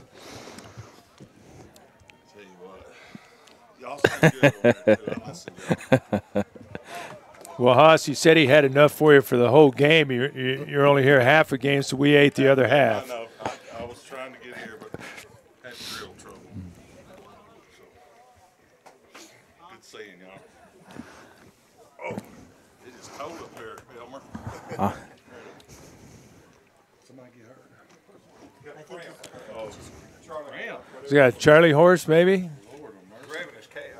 I just assume that's what. Yeah, that's number 9. For Central, that's Johnson Malik. Boy, he's a hard player. He's played a really hard game, tough game for the Disciples. And it looks like you could have a cramp.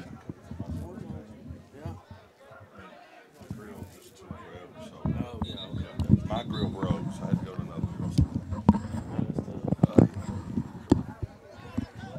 Elmer gave up. I'm on that line. I'm not. He said he's good. Me, you Keith. Well, we've got a 1st and 10 for Clearwater. Got a direct snap. Number 5 on the carry is Austin Banal. Keith, you saw them. They're running that jet sweep, faking, and if they run it, I just got here and I apologize, but I just saw they've been handing that off any. Right, they've done that 2 or 3 times, Hoss. Yeah. But hey, it's good to have Hoss Johnson on the microphone here with us now, just coming in. And Hoss, we've got Clearwater on the offense with a 2nd and about 7. And they're ahead. They're down 18. They're down 18 to 14. Look at that sweep. That's a quick sweep there. That's a good play for them right there. Hey, I listened to this on the internet coming up. It's really good and everything's it's nice. So good that y'all do this up here at NACA. Tell you what, the temperature has come down, Elmer. I heard you talking about that earlier. I walked in and I'm like, I better put chilly. my sweatshirt on. So it's chilly. And I apologize for being late, Keith. My son coaches in Huntsville, and I cook for the team, and the grill's messed up on me today, so I was behind all day. I got it done, so sorry I didn't bring the ribs and chicken. Well, sorry about that, but it's good to be up here on the mountain. I tell you, Hoss, we said earlier, Hoss Johnson, he travels all over the world for Score International, promoting football in foreign countries. He's been to China a couple times, Israel, Turkey, Central America, and on the side he sells a lot of barbecue. Yeah, to help pay for his trips and help people out. And the barbecue's fun. So you know what? What have you never gotten from me though?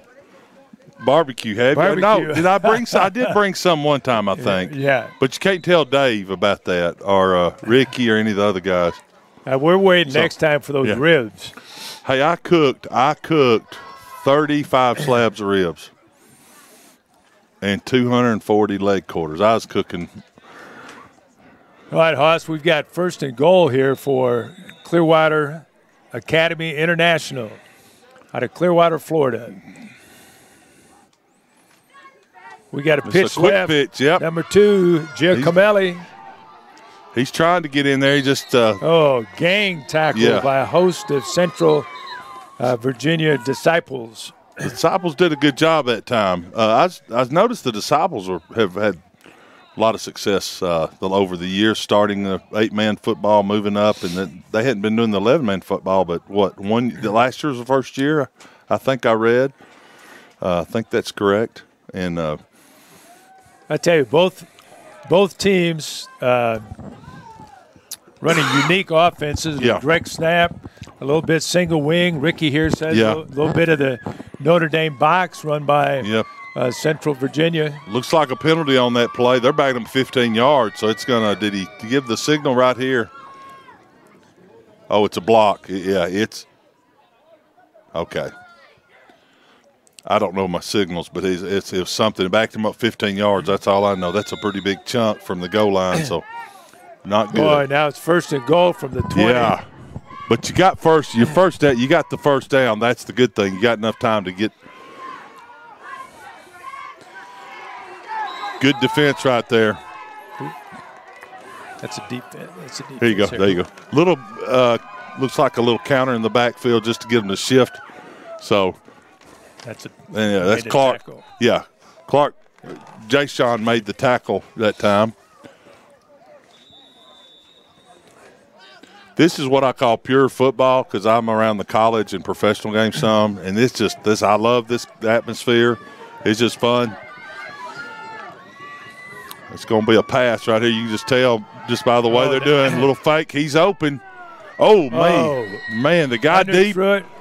Boy, had nice play action in the backfield. Yep. And stepped up and looks like he had his feet under him, Hoss. He did. Threw it a little bit low to his receiver. He had him. It came. The ball just died all of a sudden. Right. It's like somebody shot it out of the sky.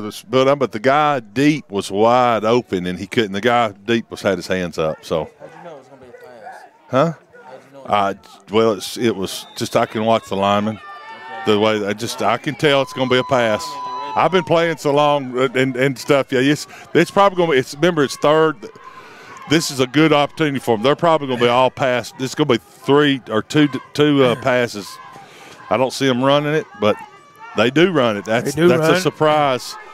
The Disciples fended that well. Boy, they had a host over there that time. I didn't see who made that. Number two made the tackle that time. That's Moore Dominic made the tackle. And I'm telling you, that good defense looked like it might have been some influence blocks that time, Keith. They didn't block them thinking that would they'd throw it, and they went that way. They stayed home. Good coaching that time by the Disciples. Now, this is going to be very interesting. 4th and goal. He's got to throw it to the end zone, hope for a penalty, and pray that they get a penalty and get an automatic first down or a touchdown. That's what you just throw it up in there. Has he got 2 receivers to one side? No, he's got splits. They're really split out here. Now he's going to have 2. There he goes. Oh, motion. Here he goes. In motion. Oh, and he's going to run. He's waiting. He's running it. Uh-oh. He ran out of bounds. They caught him out of bounds, did they not? Zanzani on the roll, looking for someone deep. Scampered around the right end. Well, he called. You know what? Out of bounds. And, there could be a flag. No, here. there was a flag, and it's on the Disciples. I think they are not happy. And it looks like that's what I'm telling you. Looks like the official boss is pulling on his face mask. That's what I'm telling you. When you just throw it deep or get a penalty and get your first down, it's going to be against the Disciples. See? There you go. That's what you that's a big play. That's automatic first down, unless according if it's the penalty, I think it's going to be. Yeah, we're going half the distance to the goal. Face mask call against the Disciples. Okay, it didn't give. It's still a 4th down, so it was not the unless. Okay. He's telling them to scoot back, sideline warning a little bit, not some warning, but tell them to scoot back, and they got to stay in that coach's box. So it's still 4th down from the 20 is what I'm seeing. Is that correct? Yeah. Yes. Now they're moving it. They're moving it again. Right, they moved it up. It's inside. And let's see if they is that not their second timeout?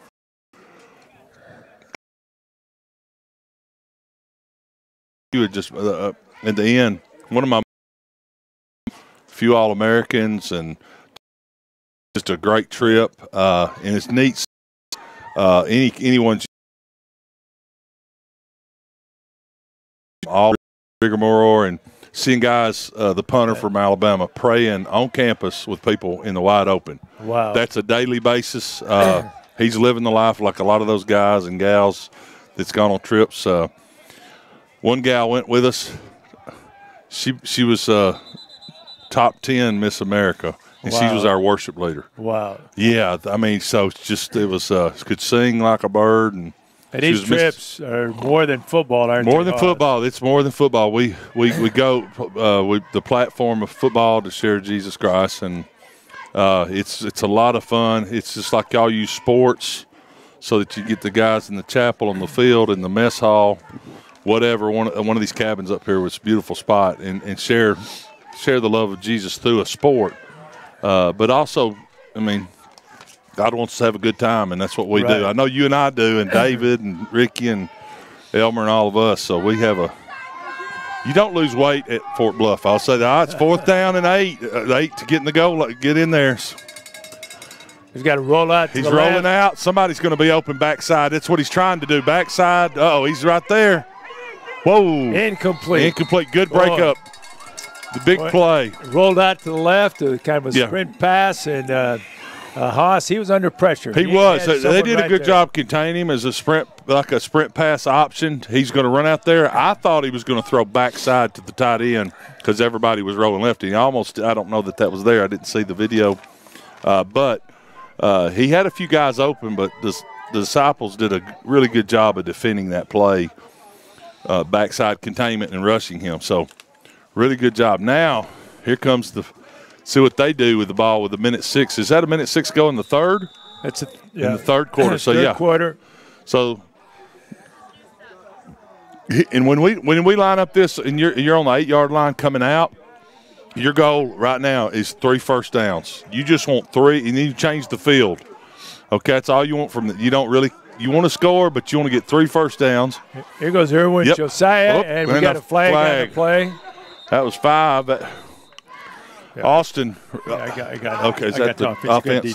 Defense. Okay, gotcha. Okay. That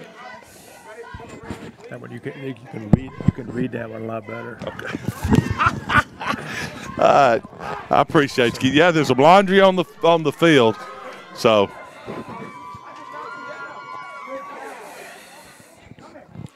Yeah, maybe they're gonna back it up, and they're going backwards. So that's half the distance. That'll go to the 4-yard line. So they're trying to figure that out. Yeah, all the officials have got their long sleeves on up here tonight, don't they? I looked at the weather before I came because I remember one year it was cold up there. Boy, it was cold. I mean, we had wind. One night game was 29 degrees. It was every bit of it. I mean,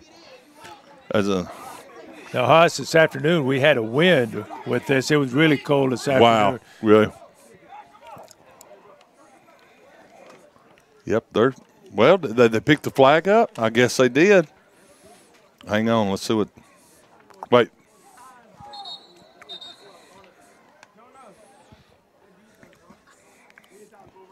Not sure what they did. They still got the first down marker at first down after the first down, so I don't know if the penalty, they'll replay the down. So, hey, I appreciate these teams coming up here and playing at the NACA because it's just the competition and the fun. Coming all the way from Clearwater, Florida, all the way up here, 11-hour trip. That's a trip. I'll see them tomorrow and Friday. I'm going to tell them I pray the coach, and I do appreciate it because it's a great atmosphere. And it's one of those things that's going to make memories for these players. It really can.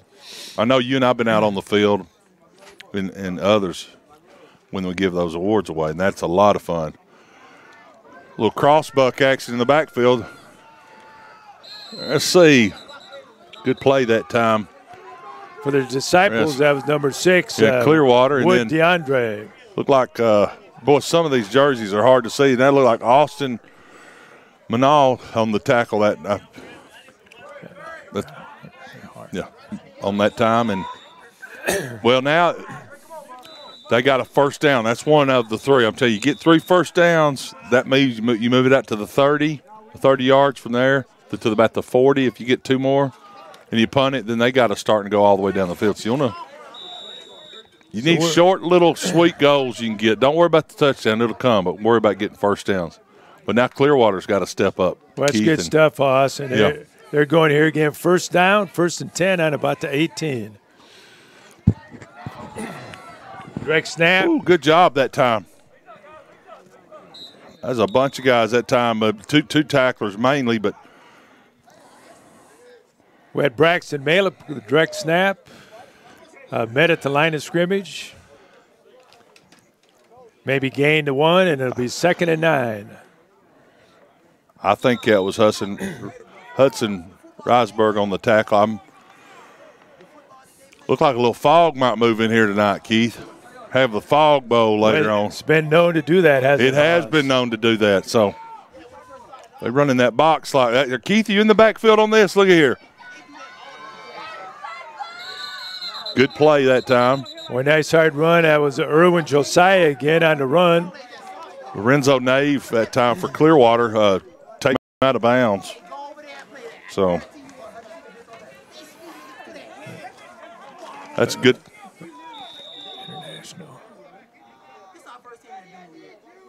Okay. Appreciate you. Yeah. You know, I watched this game on the internet, and it was really, the quality was good. The announcers guys sounded real good. I tell you what, the clock operator, it was awesome. Well, we've been trying to hold the fort down until you got here. Well, y'all don't need my help. I'm just in. There they go in the shift. He's going to snap it. Watch him. Number 7, he's a blocker now. And we got there they go. Snap. The other way. Good play. Good defense that time. Real good defense that time. Carrying the ball was number 25. Moore. We got Garrett. one hurt. One of the tacklers is laying on the field. He might have got a cramp or he got the wind knocked out of him. So one of his players walked over and looked at him and checked him. He said, okay, they'll come check on you. I got a timeout. I got over. He's up now. Is that 65? That's the end of the third quarter, Hoss, and we're going to switch ends of the field here. Scoreless third quarter. And Central Virginia, the Disciples are ahead of Clearwater International, 18-14. And you know, like I said, that they're on their way. They're going to take it down there. It's 4th down, so they're going to have to punt. So really good job that time by Clearwater to stop them. They got to punt now. It's 4th and 1.5. I don't see them not punting, but I've seen a lot of strange things. I've seen there's a team in Texas, I think, they don't punt ever. And they don't punt. They do all onside kicks. This guy did an analytical study and all this stuff, and he's won. Well, Hoss, tonight, it's the only game I've ever seen my whole life, 11-man football. Yeah. There hasn't been a deep kickoff. Every kickoff has been an onside kick. Really? Oh, wow. Both teams. Wow. It looks like they are not – they don't have anybody back. It looks like the Disciples are going to try to see what they can – make sure they don't jump off sides. He's outside. They may can wrap him up, but they're not going to. He's got the corner. Whoa. Good tackle that time by number 2.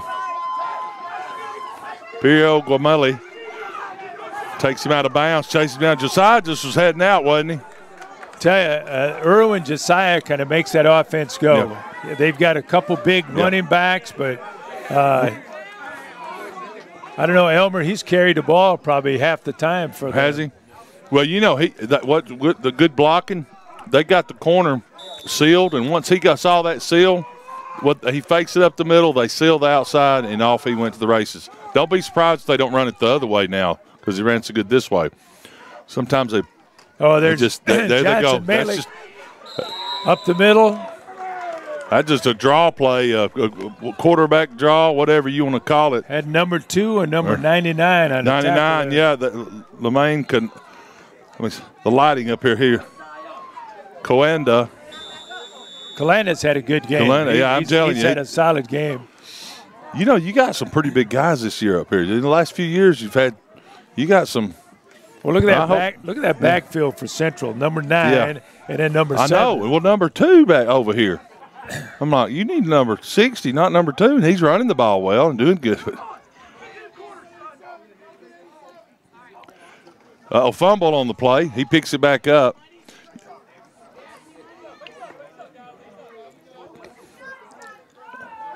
Now this is where number 7. That was Providence Taman with a carry right up the middle. And 59 made the tackle that time.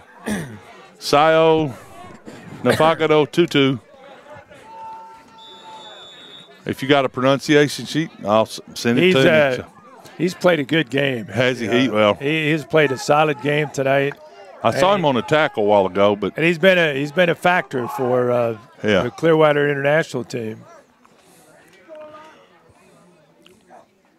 You're doing that pre-shift like the Dallas Cowboys used to do when they do that stuff. And he trips him up that time. There goes Josiah. Yep. Lorenzo Nave trips him up. He didn't get tripped up by Lorenzo. He might still be running. He just tripped him up. But you remember the Dallas Cowboys did that. They do the up shift and down, and they're doing a little bit of that. And sometimes what you do on that, you do that and keep doing it, and then you do a long snap, and it jumps them off sides. It'll mess with them. So you just do it about 45, 50 times a game, and then you run it. And I used to love that Dallas Cowboy pre-shift, though, up and down. Look at the size of that number 2. I know. Look, he's the blocker. I'm telling you. Good. Just good running and good tackling there. Josiah again, on the tackle, number 56 and 59, Hoss. Yeah, C.O. Nagafatututu. He got that. I mean, he gets blocked, but he doesn't stay blocked, and that's the secret. So he's going to be sore tomorrow. I'm telling both these teams, and they got to play Friday. So I tell you, I like them bigger running backs and Keith in the backfield, just coming out there hitting somebody. I tell you, this number 9 here, Haas, is Johnson Bailey. He has run tough up the middle of the night, and Irvin Josiah, the quarterback, number 5, he's done a lot on the sweeps. Yeah, they're getting on them about sideline, so they'll back them up a little bit. So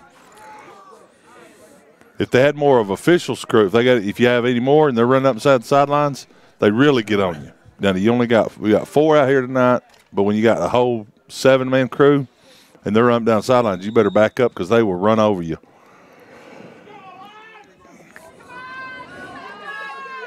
Second down and looks like 11. They lost a little bit on that play.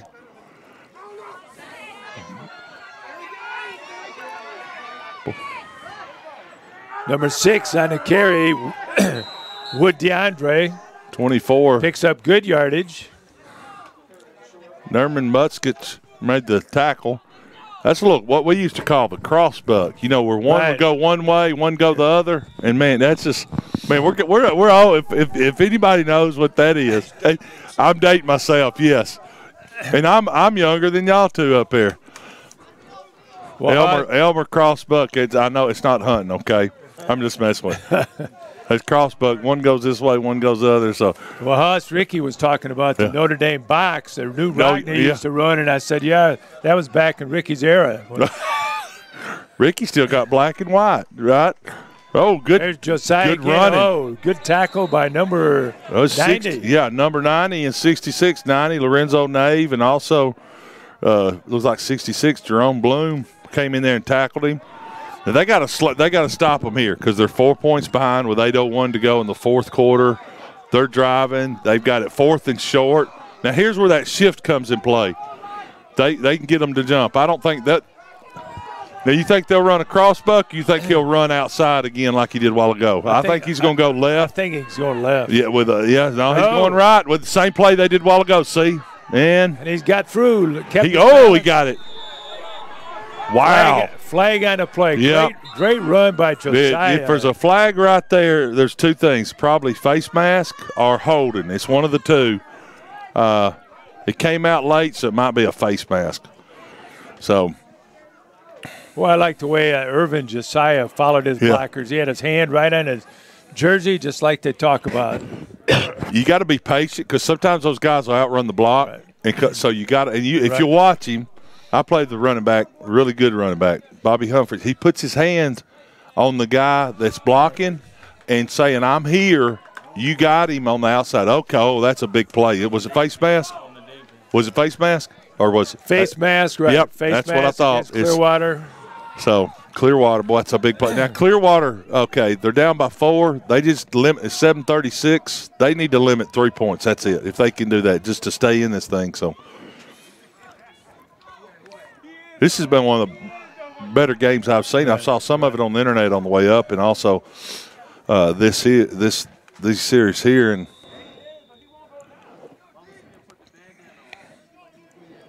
I like both the offenses, Keith, because they run the old top stuff, the shifts, all bucket stuff, and all that stuff. It's just fun to watch. Let's see them shift here and see what they run.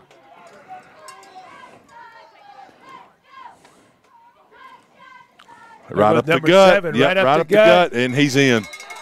Yeah, that was for a touchdown. Yeah, they split the backfield that time. Number 7 just basically a quarterback draw if it was in a regular offense. And had the short back, took the short snap, back. And that was Providence Tamon with a 9-yard touchdown run. You see what their backs did? One went right and one went left. Yeah. Well, you start doing that to the whole game, and then you run the cross bucks in there, and you start shifting and turning, and they're going to go for 2. If any of them kick field goals, it looks like some of them are extra points. They're all 2s. Okay. I like 2-point conversions, you know.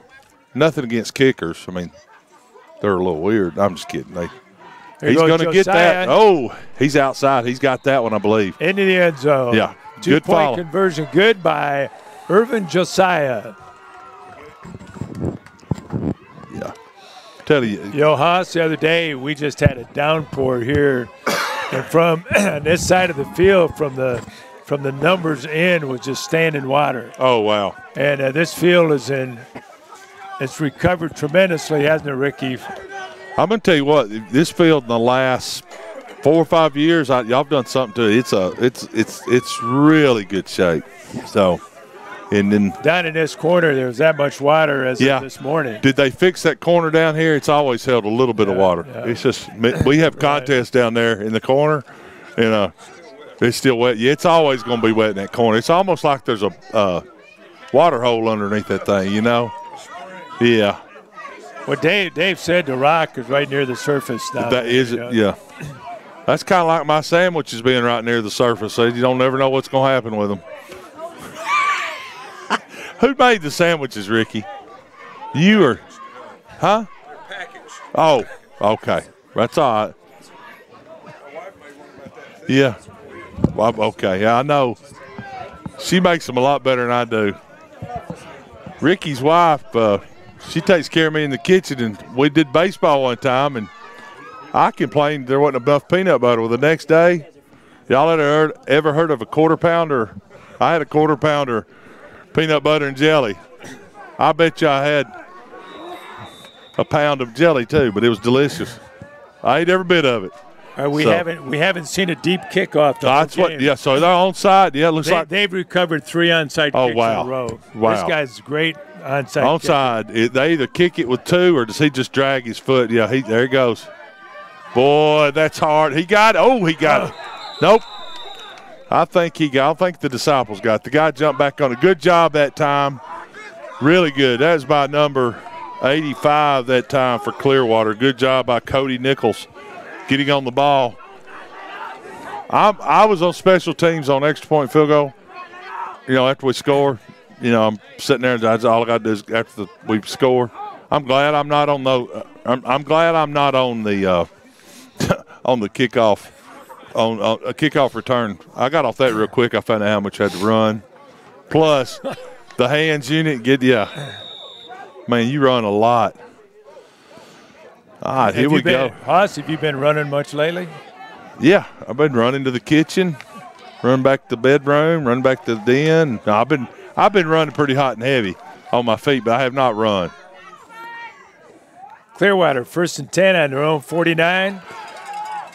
Boy, getting after it. Handoff right up the middle, number 24. That's Nerman Muchkick. And Hillard Tan made the 33, made the tackle that time for Central Virginia. Boy, you talking about being miles apart, Keith. These teams are Clearwater and Central Virginia. I just realized that. Man, that's way apart. And that's a first down run by Merge Kick. Here we go again, right up the middle. Right up the middle. 33 makes the same tackle along with a host of others. Hillard Iron. Nerman Mujkic getting some tough yards right up the middle. He got about 4 that time. It'll be 2nd and 6. That clock's rolling, but that's against them a little bit. They got 2 scores to get back in this game. It's going to take every bit of all they got because they're going to need 2 touchdowns because 8 points in a field goal ain't going to help them. So.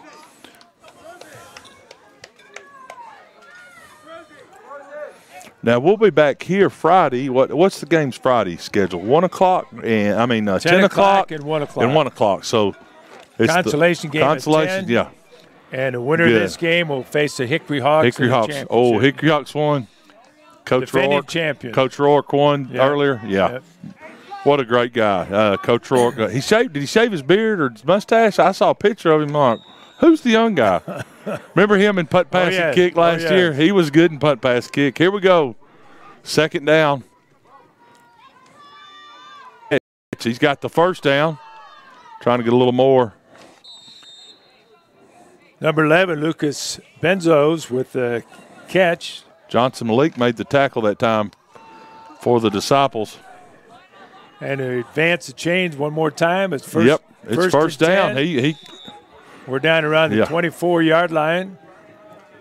1st and 10, Clearwater Academy. The Knights on a direct snap. Oh, boy, good play that time. Little fake action in the backfield, and Braxton Malik, number 3, gets the gain. Moves the chain, big yardage. 2nd and 5, that gives you a lot of options at 2nd and 5. You can either run. If they could get a little tight end or someone over the middle, it's wide open right now. They just got to get, if they could. Little quick toss around the outside. Nice tackle. Wow, that's a really good tackle by number 6, Keith. That's Wood DeAndre. And who's hurt? Is that number? The ball carrier was number 5, Austin Manal. Yeah, he's hurt. I think he hurt his right shoulder because he's not moving his arm or something. He's just, yeah. He's got a bad leg. He's got a bad leg. Okay. That might be the case. Well, he's going to get some good tension out there now, isn't he? Sandy's headed out there, isn't she? She's the nurse here. Sandy's been a nurse here for many, many years. She has. She's out there. Nothing against the folks with the ambulance over there, but I'd rather see Sandy. Hey. Hey, I'm just glad they restructured this booth up here, Keith. I've lost about 40 pounds, but I feel a little shaking going on. It ain't because I didn't get to eat or y'all ate my sandwiches and I'm shaking. So, yeah, number 25's hurt. He's not sure what he's having a tough time with that leg right now. That's more Garnett. Yep, he's going to be limping off here. Is he cramping? Yeah, he's cramping. That's why he's drinking the fluid. I know that feeling. For some reason, when I cramp, nobody helps me get up. I have no friends. I guess there's 325 reasons why, but so well, it's a big play here. It's 3rd and short, Keith, and this could 5:21 and rolling. They go in here and score. They kick an onside kick, get it back, but they got to score 2 touchdowns to catch back up. We got Stan Zanny. There he is. Right there he is. There. Right there he is. Good play. Corner. And he's touchdown. Looks like he made it. Touchdown. Yep, he's got it. Touchdown. Clearwater really Academy good play. International. Stan Zanny had a quick rollout to the right. And I didn't get the number of the guy that caught that. Yeah, I did. Number 5, Austin Manal with the touchdown. That was a nice-looking play all the way around. I wasn't sure if I picked you up or not. Brother, I'm just tethered. Sorry. I had to get some water. Whew. That's a good play, a little rollout, play action, nice. and he had him just come across there. And the matchup was good because he had a linebacker Matchup on the was running good. back. Yes. Pass was good. He led him well. He did. He did lead him well. That's a good point because he's able to keep running. This is going to be a big play right here for him. Here he goes. There he again. is. Turn around. Turn around. Whoop. Nope. Yeah. Pass for the two-point conversion is incomplete. And the score on the field right now is Central Virginia Disciples 26, Clearwater Academy International Knights 20. We got 5:05 left in the ball game. Now you And got Hoss, we've got a lot of football. To we got play a lot of here. football, and you got to learn how to seal up that the running back or the running backs, I should say, for the Disciples. You got to seal the corners. They got beat up the middle a little bit, but that's not what hurt them. It was the edges that hurt them really bad. On third That and Irvin down. Josiah. Josiah kept hurting him on the corner, but if you watch Josiah, I'm telling you, he's really good and patient with that block. And that makes a huge difference when you got a guy that's patient. So now let's see if the Disciples can answer again. You get the ball. Your goal is to at least get 3 first downs. I don't know many timeouts. I know they only probably have 1 timeout. I'm not keeping a good book here, but probably just have 1 timeout for Clearwater. So. And both these teams are pretty successful teams back at their home turf, I noticed, Keith. I was reading, so. Both have done a great job this year, Hoss, and they're trying to cap it off here at the NACA championship. Right.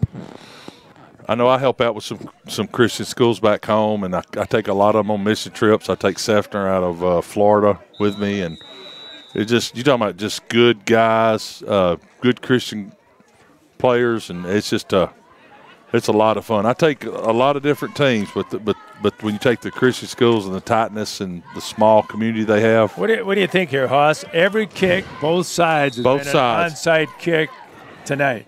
You think they'll go deep here? I don't know. I would try to play defense because here's the one. Disciples, if you kick it deep, What? If you get it at the 50, the Disciples have got an advantage. If you kick it deep, they've got one guy deep. You got a chance of starting on the 30, if you can hold him, then they punt it to you with about 2 minutes to go, or a minute something to go. But you saw they scored pretty quick. They got the ball with about 6.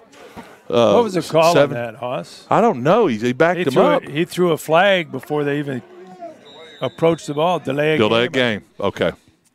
Now, they will not onside kick. He's going deep. I would put it in that little hole right there on about the 35. Well, I lied about that to y'all. He does. Lord of mercy. Sorry about that. I thought, okay. Elmer, most of the onside kicks tonight have started right around the 50-yard line. The other team takes possession on the 50. Really? Wow. Nobody kicks deep. Okay, that just – is that a rule up here this year? You can't kick deep that y'all put on them or something? I don't know. Have you ever seen that, Hoss? I was telling Elmer. No, I have not. I've seen it on TV and read about the other guy and some other teams doing it. Yeah, they got it. They're at the 48, 49-yard line. That's not too bad. So, and then we'll see what the Disciples do and also see what Clearwater does. Clearwater's packing the line of scrimmage, trying to stop that stuff. There goes Johnson. And he's outside. He bounces outside and out of bounds. Looks like he's got about a 6-yard gain. I apologize. I can't see. I'm gonna start looking at your camera. So who made the tackle? I got smoke rings on my eyeglasses from cooking today, so I can't see. Elmer, you're doing a fine job. Clearwater has those light gray numbers. They do. They're not outlined. They look beautiful, but boy, up here they're hard. Second down in about 3. Clock's he went out of bounds, so start rolling the snap of the ball. There goes Josiah up the middle. He is a tough runner, Hoss. He is. He's a tough runner. 2 had to come up there, Piero Gamalier, and make the tackle. Irvin Josiah is one tough runner. He'll go outside. He'll go inside. Well, he gets that little hole and he just goes through it. He's really good about following his blocks. It's frustrating as a lineman, which I was when they wouldn't wait on you and be patient. You're like, make the defender pick a side, rolling the clock. Oh, he's wanting you to roll it, so we're rolling. I know. Oh. Whitecap wins on that one, don't it, right? Yeah, he's that's straight to 9. Yep. Well, I got a bunch of them tackling then. That's just he just ran it right up the gut that time, number 9. That was Johnson Malik again up the line and up the middle for about a long 6, maybe 7 yards. It'll be 2nd down and 3. You see the coach. I think they're trying to burn the clock. I think he's timing it because I heard him said go. I'm not sure if that's what he's doing. That's probably the same thing. Wise decision with 3:46 rolling. They've got the big backs to do it, don't they? Yeah, they do. I'm gonna tell you what. We're talking big backs. Yeah. There goes. Oh, he fell down. Yep.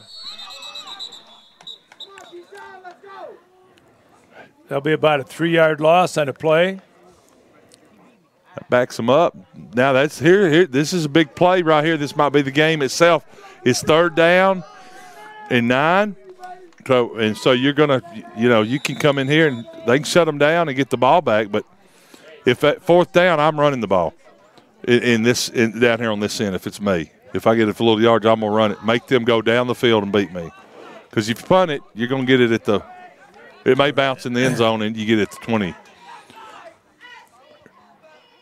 Right now, the Disciples have got the 12th man on the field, which is that 2:48 clock you're rolling in the lead. So, crossbuck, misdirection. There he's gone. Oh, he's gone. Yes, sir. Right up the gut. Did you see him plant that foot, Keith? Looked like you in high school, man. He planted it and went, man. He just he's got Wood step DeAndre. and go. Wood DeAndre with about a 30-yard touchdown run. Wow. That was nice. He just misdirection. He did. I think it was a crossbuck in the backfield, and then all of a sudden, and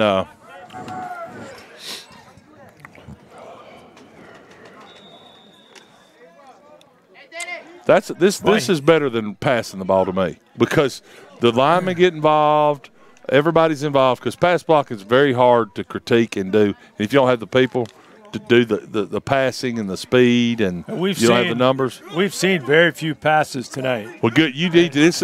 I like this offense a lot. It's very disciplined. Similar. Yeah. Going for the 2-point conversion. Here's Irvin Josiah, and he's met up the middle by. Well, he got. I think that was that 90? Huh? 87. Oh, 87. Good job, Keith. I'm bad on those. Oh, that's Habakkuk Baldonado. Habakkuk Baldonado.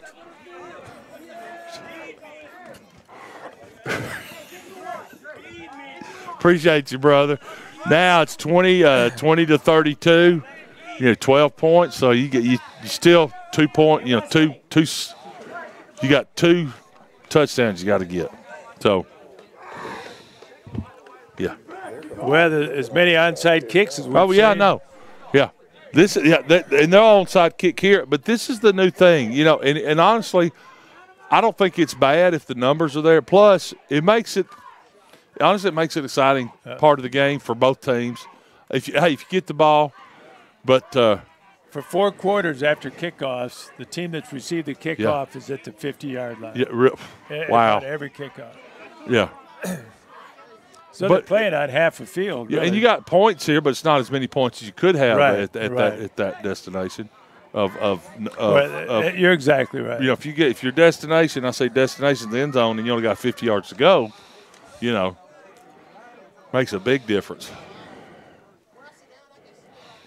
Well, the good thing for the kicker, he's got to be excited because he gets to do the onside, and if he gets onside, it's really good. It bounces high.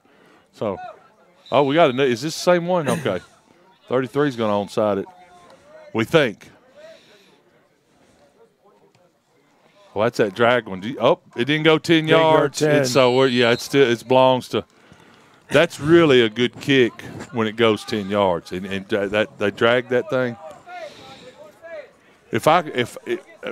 I've always wanted to have a kicker, if I had one, that could kick the ball, with precision, and you send it into the face mask and it hits them and bounces back. If you could get a kicker and instead of the ball being lined up, up and down, you turn lay it sideways, and you get that guy to practice. I want you to hit that guy, the clumsiest guy they got, and it's going to hit him in the shoulder pads, anywhere on his body it hits, because it's going to bounce back. Then it bounces back, goes 10, comes back. Now that sounds crazy, but that'd be pretty neat. So, all right, here we go. Clock's going. As soon as it snaps, Clearwater's going to see what they can do. They're going to be moving fast. You'll probably see a few more of those passes like they scored earlier. Whoops. That middle's wide open. There it goes. Right there. Gone. He's gone. Touchdown.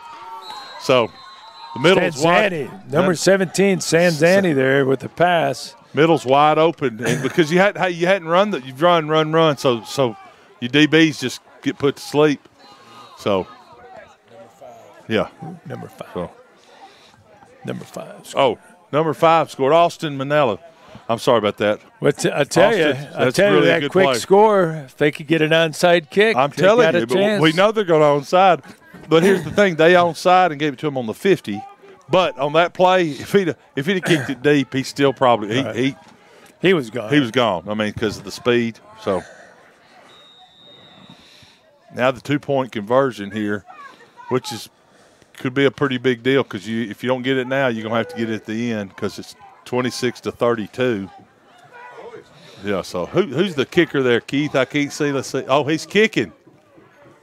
This will be the first kick of the game. Is that 17? Looks like 11 to me. 11. Sorry about that, guys.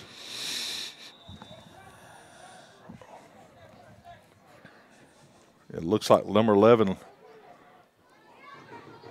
Lucas Benzone, kicks it through. Boy, wow. That was solid. Kick. Oh, really? Really? Well, I'm telling you, that was really good. He just did a really good job. Tell your team I apologize for their names, but I've been smoking. I know. Just tell them I love them, but my tongue can only do such a few things. And I've been eating some pork today, so I've been kind of messed up. So appreciate it. Yeah. Honesty is here. 2:24 to go, Keith, and Disciples ahead by 5. So I tell you, they're going to make it interesting. It's going to be real interesting because so the consensus is onside, right? It's funny when all of them been onside all day. I hadn't been here, but y'all's telling me that, and then I've seen a bunch of them tonight. I'm going, wow. That makes Friday's going to be real interesting. That'd be an interesting game. It's going to be real interesting about Friday. So.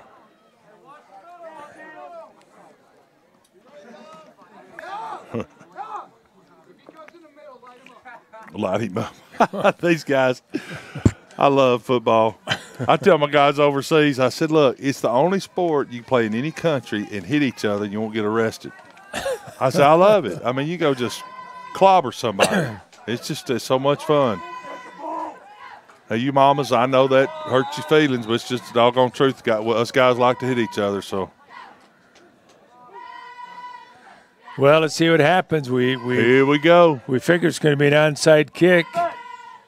There it is. Oh, wow. He picked it up, and he can pick it up. Good. That's a big play. Big play.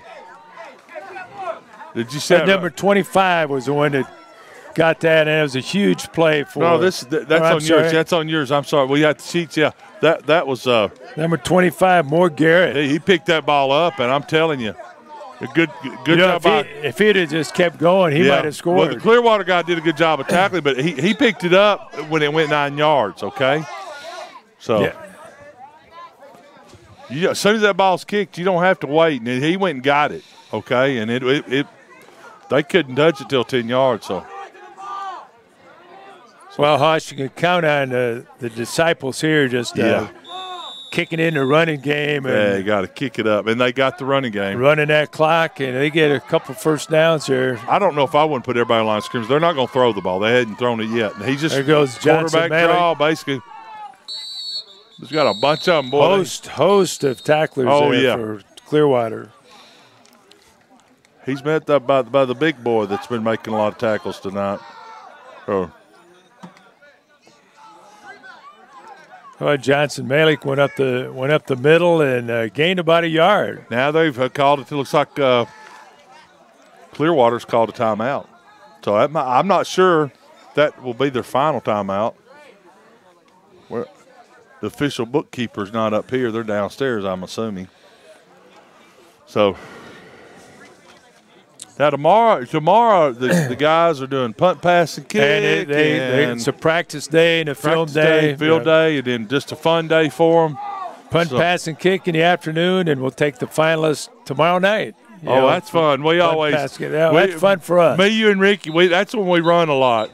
Ricky says, "You want the clipboard?" Or I'll be a runner, and my runner exists. I go find a runner. Yeah.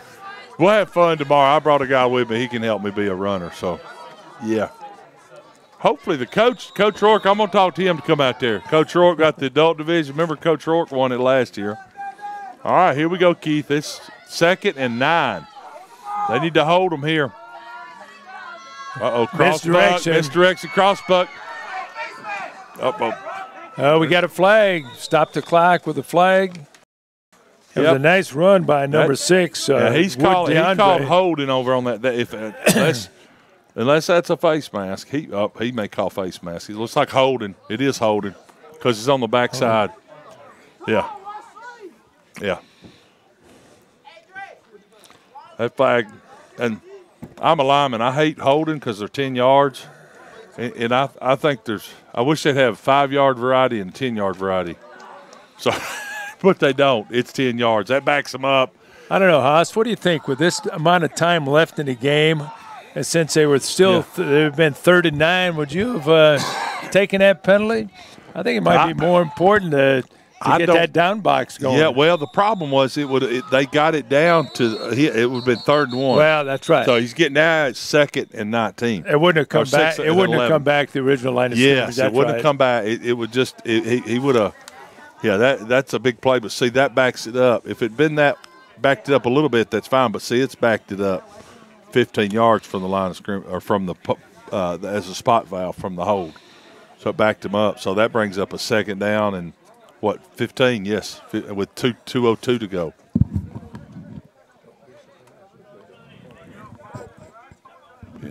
Yeah, that's true. Good point, Ricky. That could happen. Talking up here in the booth, I mean, 2nd down and get 3rd down. Don't be surprised, if they didn't punt, Keith. That'd be a good play, and you're gonna make Clearwater. But Clearwater, you saw what they did really quick with 2 or 3 plays. They go right down the field. Right down the field. Yes, sir. I mean, for as little passing as they've done the whole game, that was right on the money. Oh, it was, and it was in stride, as you would say. So here comes that corner. They got it. Whoa! What a play! Get up, mister. That's a good play. I could not. Help me out, guys. Number 5. Wow. That's a great play by Austin Manal. 56. I'm sorry, 56. All of them out there, but Hudson Rexburg. Good job, Hudson. He got back there quick. It's like it opened up. What's that? What's that? That's just telling him he's ready. Yeah, play. Ready for play. And yeah, sometimes they'll give signals out there just messing with each other at a game. So they're being smart. They're just letting that clock run. They're gonna let it run. That's smart. It's third and long. I mean, it's 20. So yep. So here's something that's different for me, Haas. And neither team has huddled up the whole game. Yeah, this is just strange football for us old heads. Right. I'm used to it from my son coaching in high school, and he'll call me on Friday night after the game. We'll talk. I said, "What play?" And I know the plays, and I know he calls the plays, what plays he calls. And I said, "Did you call that play?" Yeah. And then so it's just some weird stuff that we're not used to. But the offenses have changed so much, and the kids love it. They love the wristbands. They love. So they had Ricky. I don't think there hadn't been a huddle the whole game, and there hasn't been a quarterback under center the whole game. Right. That's And I like this because it is fun. It takes us back to the football. You know, it takes me back a little bit because I ran the wishbone with Coach Bryant at Alabama when I first got there. So this is very similar. We had a quarterback, but then you had 3 running backs behind you. So 3rd and 20, 107. And Clearwater's trying to get the ball back. So this is a big play right here. Just I don't. They're going to try to get some mileage out of this, but the biggest thing is you tell you guys do not go out of bounds. Clearwater's only hope is maybe a fumble. Or carry the guy out of bounds. I would not run it outside. Oh, wow. Could have been a disaster right there. That ball he wasn't ready for it. That thing hit him right in the hands. And, man, there's that's 59. Fourth and long. See, Nafaka Tutu again right up the middle. Well, he's played really well tonight. When he gets off a block, he just the clock's rolling, and the coach is going to wait as long as he can. They're out of timeouts for Clearwater, so 4th down. So basically, he's banking on about 10 seconds, 15 seconds getting the ball back with the punt. For sure he'll punt. I don't see him running the ball and giving them that close. Not from the 40, but. Yeah, and they'll catch it. Yeah. So he's calling a timeout so he can punt. And then they'll.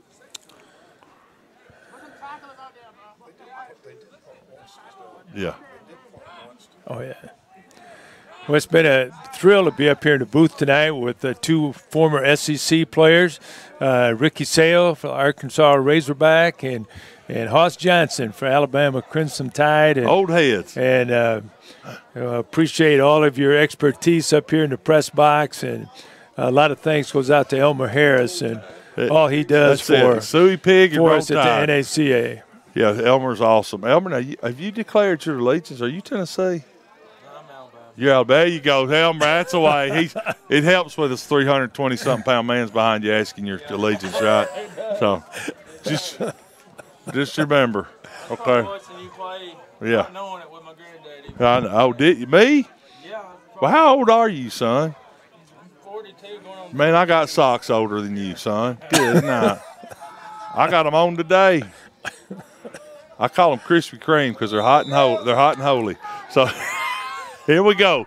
This is going to be big. He's going to do a quick punt. Well, yeah, he should just do a quick punt here. Or he's going. Oh, he ain't punting, y'all. He's giving the ball to it right there with 15 seconds, 14 seconds.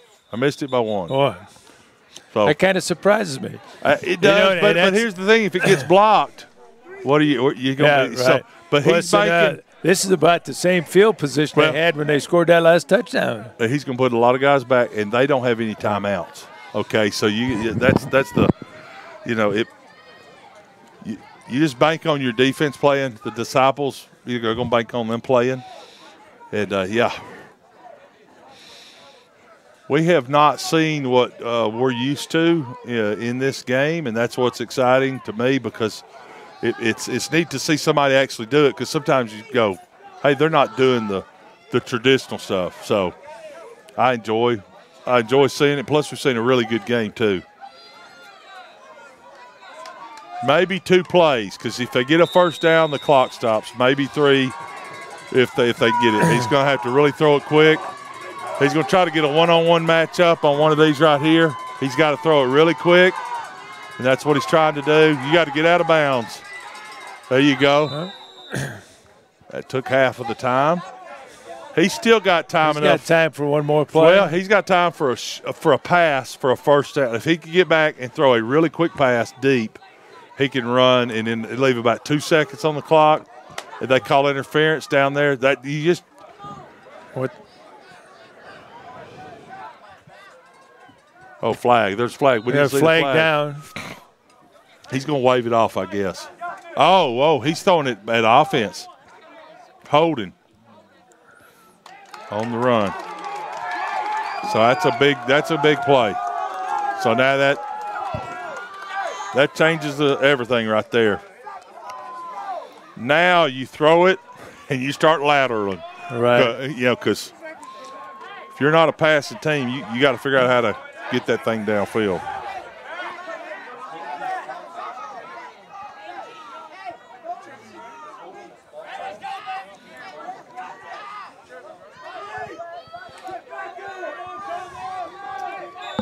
Here we go. 7 seconds left to go. About the 42. He's got to roll out and just throw it all he can. Here we go. Now you got a lot of lateral. Oh. Yep. That's it. What a game. That's a really good game. Wow. Good game. So Clearwater played really hard. Really hard. So congratulations to the Disciples. The Disciples will be in the winners bracket this Friday. They'll play. Disciples will play at 1 o'clock, and then Clearwater Academy will play at 10 o'clock. The Hawks, looks like the championship game will be the Hawks versus Central Virginia, the Disciples. Let's give both of these teams a big round of applause for a great semifinal game. Great game here at the NACA. It's been exciting, and you need that, Elmer, and then close us out. I mean, I don't know what you need to close out with. It's just good games today. What was the score of the Hickory Hawk game? I missed that. Was earlier? We both missed that one. But I believe the Hawks took it. Yeah, as I understand. So it's going to be a good match. Huh? Wow. Well, okay, thanks. 16-14, man. Wow. This 30, man. What's that tell you? There's going to be two good matchups. Real good games. We're going to have fun. You're going to be here Friday? Yeah, I'll be absolutely. You'll be up here having. Absolutely. And it's fun. So, great atmosphere, great food. Great food. We have a good time. So, I love coming up here, and I love this. This is the purest form of football. And congratulations to the Disciples. The guys will practice tomorrow. They'll eat. They'll play some games. We'll do punt, pass, kick, and have some devotion time, sharing with them. So one of my best times is coming up here after. It's a good place to get away with. I'm on the mission field, and I get to come watch football and also spend time with all of you guys. So, but hey, that's good. I'll see you Friday. I appreciate it. Thank all of y'all for listening to us. It's been exciting. Thanks for tuning in. Yeah. Come check us back Friday. We're gonna have two good matchups here Friday. Look forward to seeing that early game, and then what is it? A 10 o'clock game? 10 o'clock game and then 1 o'clock game. game. Hawks versus the Disciples. So, and then this is a neat thing I love seeing in football too now. And you got to just gather and talk and pray, and it just it's what the sport's all about. So, you got anything else, Keith? We're good to go. Oh, that's great. All right, we appreciate y'all. All right, guys, we'll see you Friday. Thank y'all for listening.